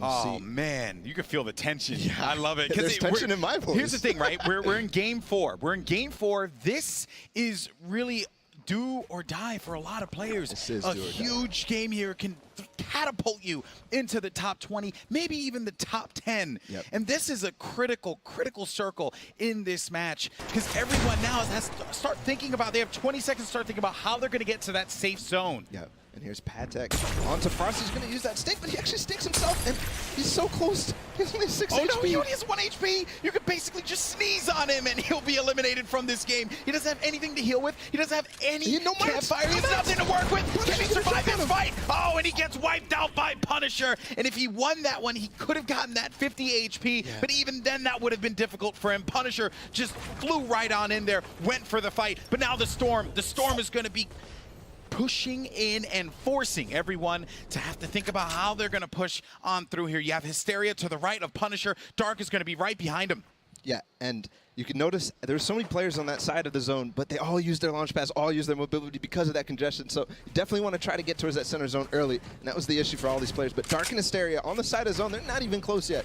We got to talk about the fact that Dark only has 13 builds. He continues to build around here. The tree, the dreaded tree that blocked him. He's going to have just 22 HP, and he won't be able to get away from this one. I think if he can get that elimination, then maybe he has a chance, a fighting opportunity. But that Storm continues to push him further into this, and he's so exposed. One more build. He has to start recycling some of these builds that players are throwing down. If he just looks over here, he sneezes on him, and there it is. And that was Bizzle. That was Bizzle that got the elimination. Punisher did not secure that. There's another advantage, and I always talk about this. Getting center zone first means you have so many opportunities to take these shots at players exactly in the situation that Dark is in and Hysteria is in. And you can see he gets chunked down as well, all the way down to 20 shield. The Siren putting pressure on Hysteria. 72 hours, our game 1 winner. Yeah, has a nice little tower, and he might catch Hysteria off the rotate here. Yeah, actually, it seems like he might actually catch him off of this rotation. 72 hours has Hysteria, and Hysteria now is going to have to turtle the stink bomb. That's going to force him out. 72 hours, beautifully done. That's going to be number 3 and a point for 72 hours. Yeah, number 3 and a point, and that's what he needs. He needs to stay consistent in these games. That first one granted him a lot of points. He needs to try to get more and more if he wants to overtake Saf in the standings. Man, this is intense. Well, while we have a moment here, let me mention something to you all at home, because I don't know if you noticed, but the players are all rocking the soccer jerseys. They're coming back, people. They're coming back. It's going to be pretty dope. I'm looking forward to that one. Speaking of someone who's pretty dope, though, I know we have a fine gentleman standing by. One Dr. Lupo. Lupo, what you got? Golden Boy, thank you very much. Sweaty soccer skin is not the only thing you're going to take a look at here today. I'd just like to take note. This first clip from IFA, the speed, the number of actions as these players push in. IFA gets the shotgun shot and ownership of the same wall. within a fraction of a second, able to edit that corner out and take a shot. From here, we have Roe, Naga, and Tickers all the way in the back. This little 1v1 in the bottom of this structure with Naga. Gets the shot on Roe, owns the wall, and pushes in very easily. But amidst explosives, look at the speed that Naga is able to build surfaces to jump on while literally everything around him is going up in flames. And he's still able to put a surface down, top off, get a little reload in there, and Tickers is up top. But that's not all here. Naga is not giving up just yet. Might not have the top-down advantage, but he doesn't necessarily need it, as he doesn't realize, Tickers doesn't know. Naga has ownership of both surfaces. The double edit drops him in, and that quick shotgun shot, 210 damage. And let's not sell it short. Accuracy is extremely important, and JDW has it in spades. Bah! One shot, Jacob's out. Golden Boy, gentlemen, back to you. That was the elimination, right? He caught him with the hand cannon. Now, while all that was going on, JDW did pick up a point with the elimination on Punisher. Tfue did get a elimination on Tyler. Pearl is back at it again as he eliminated Sean, and more elims continuing to funnel on in. 72 Hours just picked up one on Poach. That's a heartbreaker. But now we're here with JDW. Absolutely, Golden Boy. And also in terms of standings, 72 Hours is at that 4th. He just needs one more elim for another point. But that other one, that 3rd elim, brought him up from 10th to 4th. It's a 4-way tie. Actually, sorry, 6th. It's a 4-way tie for 6th right now. We're going to be keeping eyes on this the entire time. And 72 Hours, this guy, he always has a plan. He's happy right now with his positioning. He's going to take the slurp and take the minis as the zone starts to move away. Just timing it, waiting for the perfect opportunity to take that slurp. So nice play there. You can see he was nodding. He's happy with his position, but I didn't see any mobility, and that's what we need to stress. He does have 4 elims. Unfortunately, he wasn't able to grab any mobility, and that's the problem with coming in from the non-edge side of the zone, is because all these players are going to be using their mobility. So you may be wondering, well, he's going to use that slurp, but why does he need to use that? And it's because it keeps your health ticking. You see it there, it's actually ticking. Oh, no, but it's not the difference maker, and Ifa's going to get the better at him, and that's going to be 44th for 72 Hours, our Game 1 winner. But he did get some points, so he should be going up in the leaderboard overall. Ifa has a slurp. He doesn't have any mobility, so he needs to build around here. Get this high ground is what he's shooting for now, and he is going to get one over, but more shots continuing to rain on down as Ifa needs to play this defense. He's going to get tagged up for 11. That slurp is going to bring him back into this one, but I just don't know if it will be enough. Ifa is going to drop down, and this is so tense for Ifa, and Ifa will be picked by Nolan. He knew that it was bound to happen because everyone was targeting him. And look, we have so many players who are low on HP now, Bala. Players are just trying to scramble for cover, see if they can set themselves up. And Nolan, he's been very aggressive here. I like this. Yeah, Nolan schmecked all these players inside of the zone on this slight high ground, this slight in ground. This is one of those places right by Lazy Links, in between Lazy Links and Loot Lake, where there's so much trouble from anybody trying to get up that hill. And that we could see all these low HP players schmecked Nolan, all taking shots at them, all trying to get the elim points. Schmeck just got an elimination on Triggy Soars. Pearl gets a point against Cloaksy, of all people, but now we got Naga Ops in this high ground, the ultimate high ground. Saw those accurate shots from him. An update from Lupo, and he's going to try again. He does have that ultimate high ground. And this is what we like to see in terms of position in the zone. It gives you the opportunity to take all these shots and no danger, no risk at all, Golden Boy. He doesn't hit any of them. No, not yet. And there's players underneath him. Let's see if he can try to catch one. He does see one. He's trying to track him. He's trying to chase after him. He's not going to manage it, and he's going to stay on the high ground. There's a lot of builds here. Yeah, he's on the hunt. These players are trying to tunnel their way over to safety. Naga Ops on the high. He has one player in front of him. He might be able to tag him, and that's going to be 33 on the shields. Naga Ops, he's going to push this. This guy's going to be right below. Tries to tag him in. Throws down that ramp there. Naga Nice right in edit. front. Oh, he's going to hit him, but he falls there. He falls to Kayun. I was so impressed with what he was doing there. Using the builds, leeching on those builds is what we call that.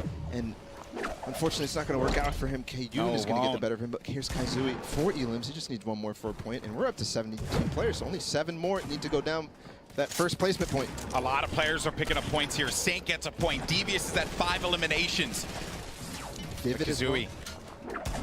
Oh, this is intense, Bala. I'm loving this because you start to see the scramble, and this is where players have to be smart about where they place their resources, where they place their builds, so they can push in. Oh my word, Kazooie, that was absurd. Picks up with that legendary pump. Beamed him. Yeah. Beam schmeck. And this is one of the best players with the heavy sniper in the end game. We're still on that 7th zone. He's going to reload it and try to use it again. We'll hear all the rotation above us with the gliders. And now this is coming towards the end. 8 players left. This is it, Bala. 8 players remaining in the game. Vivid's going to be alive. I asked him, when are you going to get that dub? He says, I'm going to go it for you, Golden Boy. And this looks like it could be it for him. Kazooie, no more builds. Down.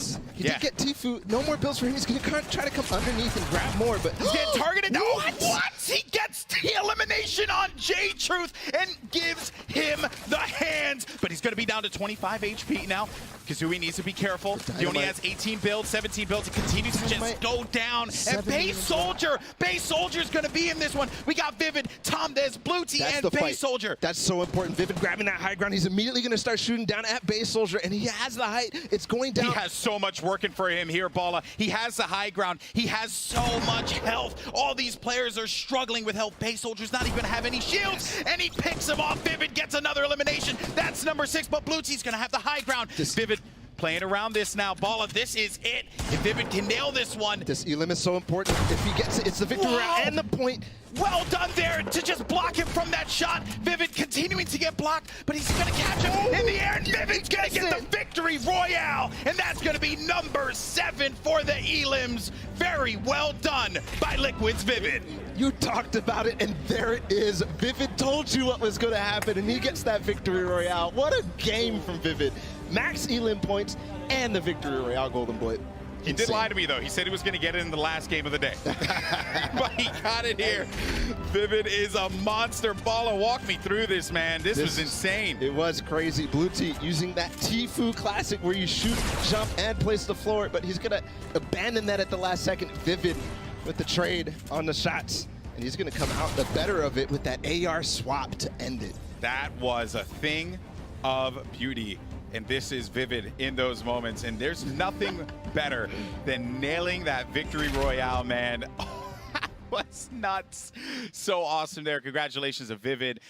You know, Liquid's having a pretty good day here today. I would have to say 72 hours opening up with that first victory royale. Vivid snagging one of his own. There are some great players in the field, but to get that victory royale at this late stage is massive. And Vivid, 9 points, I believe, coming out of that one. Yeah. Or 9 points total, I should say. Yeah. So this is pretty good for Vivid. Now, it's sad for me because I wanted to get the opportunity to interview Vivid, but it will not be me. We do have Vivid standing by to get his thoughts for the end of that game.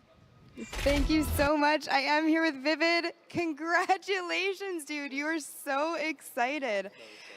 So excited. That end game, though, can we talk about that for a second? Run me through that. What happened? So endgame, I had no mobility. I was just trying to play edge zone. I knew that there was a fight going on below me on like the 5th or 6th zone. Ended up capitalizing off of that. Got 2 quick kills.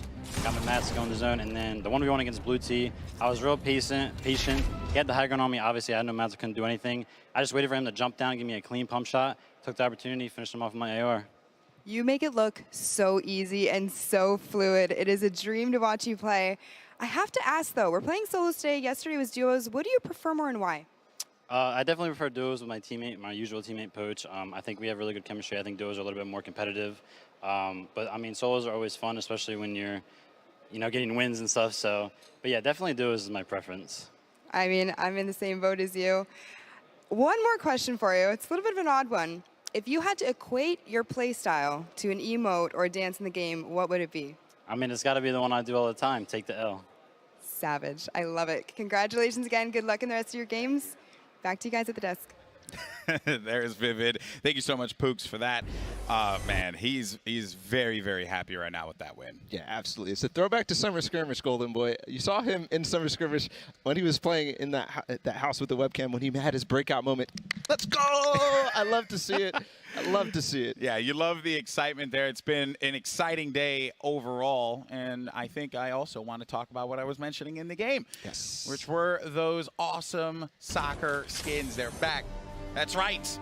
The gold-bound set has returned. You can get it now, right now, in the item shop. Go and pick that up. That pickaxe is a thing of beauty. Very, I love that. Very popular amongst competitive players. Xero known for it. 72 known for it with his number 72. He likes to put that on the back. And I love that skin. It's so Pretty worth awesome. As Dr. Lupo would say, the sweaty soccer skin. Well, the good news is we're actually going to go to the doctor's corner with Dr. Lupo. That's your corner now. You own it, buddy. This is my I You live there. That's your no one spot. else is allowed here. No one else is allowed there. Just you. Stay in your corner. Thank you very much. Golden Boy Ball, I appreciate it. Like you said, those soccer skins are back, and I would expect a lot of rage posting on Twitter from the OGs, but that's okay. I look forward to eating popcorn and reading those in my free time. Now, before we go too much further, I want to take a look at a set of plays from the course of that match. I would like to point out, Golden Boy did mention Vivid said he was looking for a win in Game 6, but didn't have to wait that long. That's not the only player that made some plays. You see here, Pate going down as Punisher secures his first elimination of the game during a rotation. Those mid-game rotations, having the opportunity to push an opponent that maybe doesn't have eyes on you. In this case, you saw there, Punisher, we just saw get an elim, and then he gets eliminated himself. A jump shot on the outside, the rotation back, and a quick flick from Saint picks up his first elim. It's incredible the speed that these players play at and how fast they have to react. A player suddenly out of nowhere right in front of you does mean a second elim for Saint there. So he's gonna push in and try and go for his third, and boom, on the drop in. Saint reacts on the spot, gets the hit, gets the elim. Last but not least though, Schmecht, a quick window at it, he's taking shots through. You can see just trying to secure everything he can, but like I said, the reaction speed. Funk Bomb, he didn't see it coming. He just reading these plays on the spot from these players. The reaction speed that they have, it's almost unparalleled. Xero, one of the most aggressive players, and boom, like you said, out of nowhere, you've got enemies popping up left and right. And at a competitive level in Fortnite, you have to be on top of your game. The awareness is key. It's insanity. Now I'm going to throw back over to Cam and Monster. Gentlemen, enjoy the next game. This is crazy. Yeah. Thank you so very much, bro, Dr. Lupo. Awareness is key. We saw Vivid come in hot in that last game. Talk about a crazy finish. Absolutely crazy. I mean, that performance is going to jump him to this top of our standings, which we're going to get a look at right here, right now, to set us up going into the 5th match of the solos competition. We got one more after that, but Vivid, with the incredible performance last game, 13 elims, but now 9 points. Saf, who has been consistent all day, right behind with 8, and then Kaizui. Man. Kaizui was monstrous at the very end there, taking out the likes of, what was it, Tfue, J-Truth, some of the craziest, snappiest flicks we've ever seen. That 180 pump shot, I almost didn't see him turn around. It was so fast, and then boom. I want to know what sensitivity that guy plays with when this is all over. Sensitivity, DPI, all that, please. If you could just send it over to me, because I need to be doing stuff like that. Rounding out that back half, remember, top 20 is who is in the money, and we got some names on this list, Monster. I mean, it was a big game for Tfue. You saw him at the end game there. That's going to network from the point. That's why he's still in the same spot. So 13th is really good. He's just got to hold consistent. J-Truth we saw at the end there. That placement point's going to bump him up 5. And Base Soldier, as a really good game. Yeah, the 3 elims and then the placement points, putting him right in there. Looking at the line, just on the outside looking in, Vinny, Ronaldo, CBK Flame, Blue T, Kuros, Tokata, Nagaops, Ronin, all right on the barrier. And it's anybody's game to get in the money at least. You see 2 points is the barrier, 2 points and a couple of tiebreakers. Yeah, the barrier is right there. Everyone's knocking on the door. And just, I'm ready to get into Game 5 to see who can keep up and hold up their point leads. Because it's a race to the end right now as far as the top. I mean, yesterday we were blessed with a close one. 4 teams who are at 10 points going into the last game. Now you got 4 players who are all right within 1 point of each other at the top. Love you, buddy. Craziness. So I think we get 2 days of back-to-back action where it's a race to the end. Do you think it has anything to do with the recent patch where the game just feels like it's in a much better state? It feels like the players think they have more agency in their hands and they're able to make the plays they want to be making rather than being forced to react what other people are doing. And it allows them to play on their rotations a lot more and just get in the game. But as we see, we're getting into the game. Bus is going from that southwest corner up towards almost due north. Monster. Yeah, this is going to be a good one for the players. I don't know, it's a little favorable, I guess, to the West Hand side here. So everyone, you know, playing that Eastern zone is going to have a long rotation. And Polar Peak seems to be pretty hot here. Hopping in with our recent winner there, it's Vivid, who's been playing Junction. And if I'm not mistaken, it's Marksman who's been contesting him over and over. Yeah, so people have been saying they're gonna be going back for it. Yeah, that look, Liquid it's Hunter Marksman right now. He has been putting them down recently. Last game picking up 2 of them. Will he do it again? We're going to see the contest right away. This initial drops are key. Who can get the good either close range weapon and close the distance, like Monster right there. But it's the Grey Tack is actually very strong in the early game if he puts it down. Marksman wants to find a secondary weapon to be able to help him. The infantry rifle not going to be great. Already 2 clingers coming in towards him. That was close. So close there. Vivid does have a tactical. He clearly has another 2 clingers at least. And the hunting rifle shots are coming down. Or sorry, the infantry rifle, the newest addition to the Fortnite world here. What do you think? Who do you have your money on here? Let's make it early bet. You know what? I think Vivid is going to get his revenge. After that last match, he has to be on Cloud9, has to be feeling himself. He played incredibly well. It was smart. It was a good disengage. And already here, he doesn't want to jump up there and grab that weapon because he knows he's going to expose himself. And it's really hard to build on that. Hand cannon's in his loadout. Marksman has the infantry rifle, so he's at the dominant long range. I mean, arguably even better at close range as well, but Vivid's got to close the gap between he and the opponents here on Marksman. Yeah, he didn't even pick up the infantry rifle there. No, leaving it on the ground. On the ground, but I can't blame him because the early game with the hand cannon, you connect the headshot, he's gone. Full stop, that's it, you don't come back. He has no shields right now on Marksman. Unfortunate to find it. That's why he's just holding up on that high ground. Vivid's looking for a shot. He wants to sneak one. He wants that big pot right there, and he is going to snag it.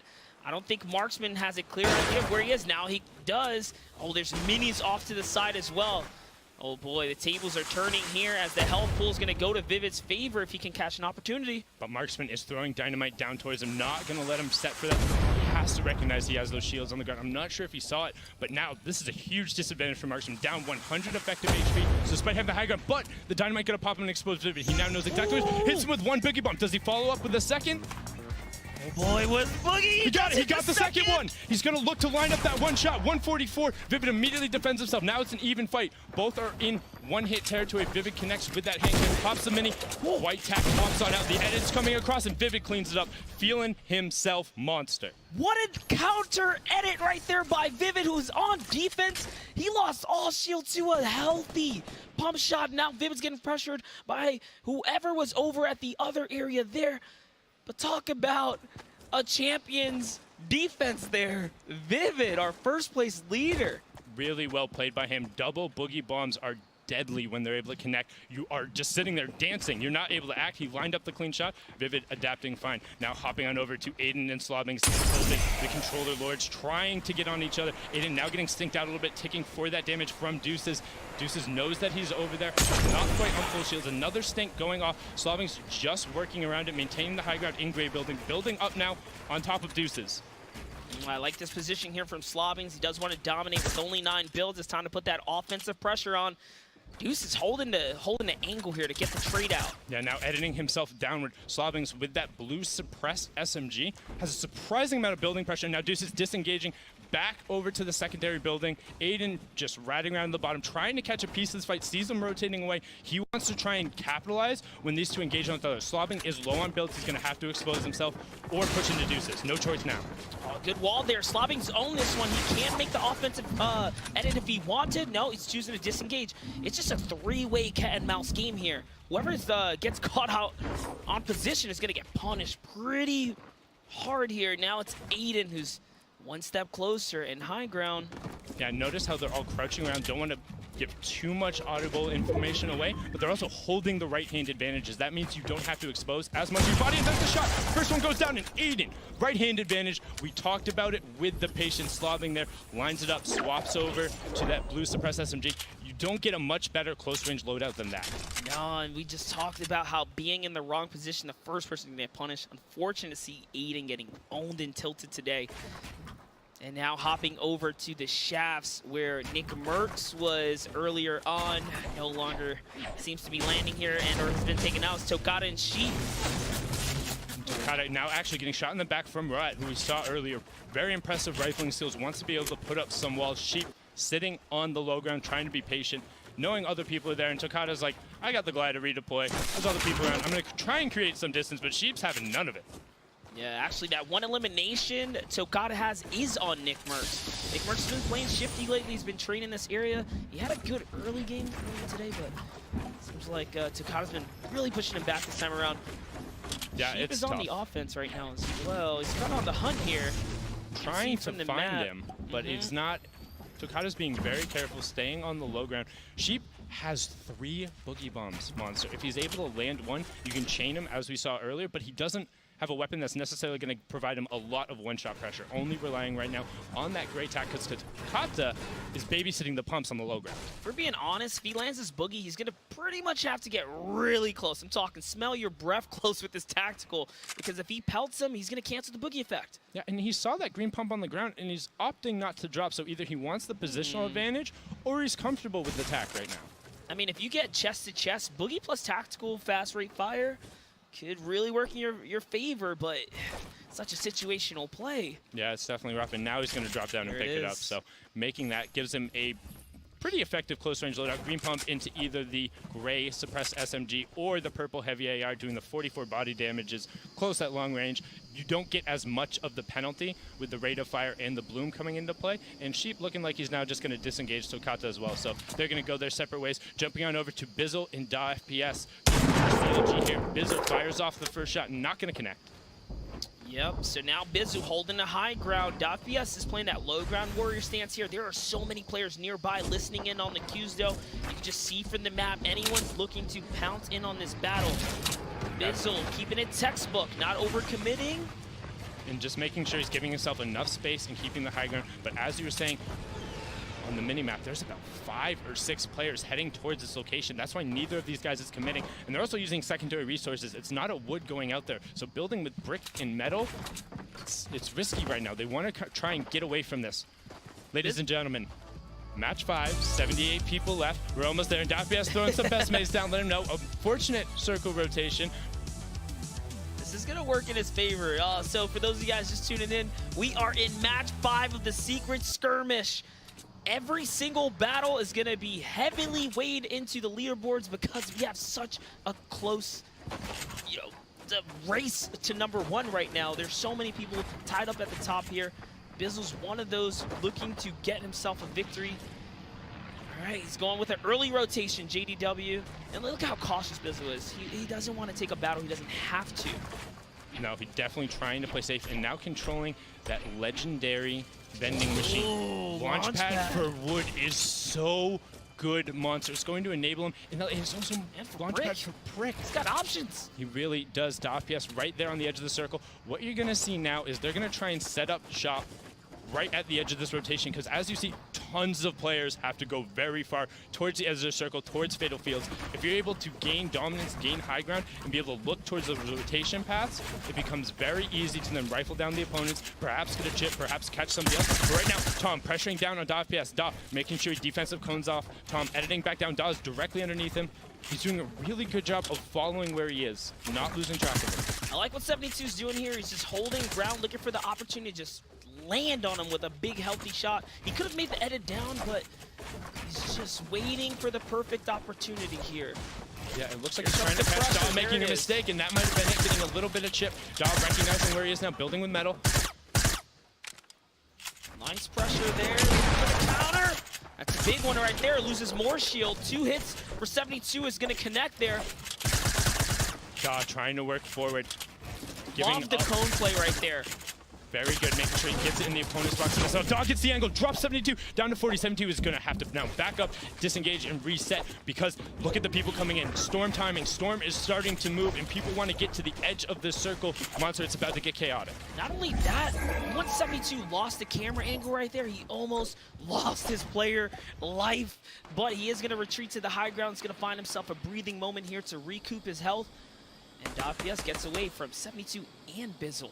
These are some close engagements here. FPS, he's burnt through a lot of resources and hasn't secured an elim yet. He's just dwindling down. Yeah, but he has made Tom use all of his resources. 72 forced into kind of a tough spot, but it's not awful. He went from around 100 builds to now 60, so he used 40% of those, used up all of his utility minus that campfire, but does have the edge of circle as the rotation is coming in. Here comes the zone with a minute left. It's only wave 2 here. 70 players remained. 72 hours already secured game 1 today, so he is high on the board. Hopping over to Landjock and Aegis, who are going toe-to-toe. Landjock looking to replace this wall here. Aegis goes with the counter hop offensively, and Landjock makes the fatal error with no builds. That is absolutely brutal. We talk about situational awareness so much, and Landjock, it failed him right there. Now jumping over to Saf and Legidian. Saf trying to find the angle. He counter edits out because he knows Legidian's trying to get the shot. Saf has been consistent all day, rarely ever outside the top 10, but Legidian's trying to change that. Yeah, I like what he's trying to do here is get this big pot off. He does have the time now. Here, Legidian doesn't want to commit in though. There's way too many walls. Oh, it looks like he thinks it's time to do it.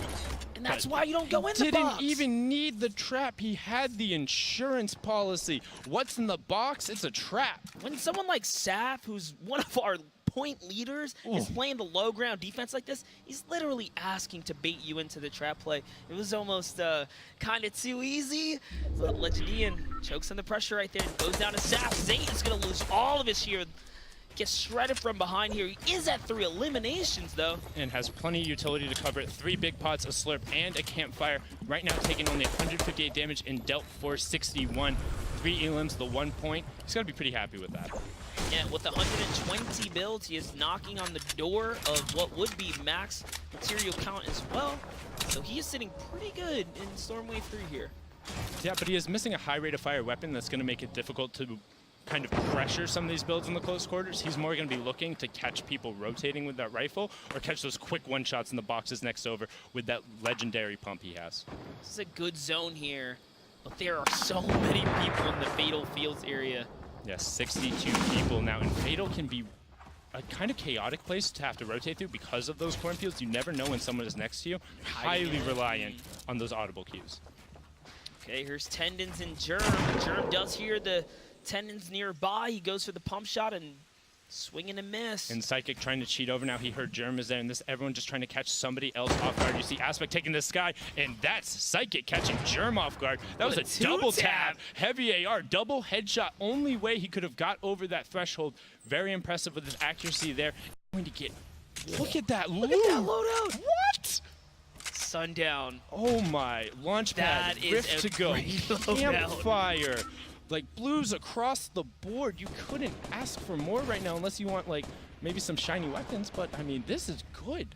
Yeah, all he really needs is, you know, a little bit of a better pump, but still has the blue, which does the 100 damage to the body, 200 to the head, so has the one. Sheep on the rotation. Red Barn, Sheep actually had no shield. I wanted to talk in this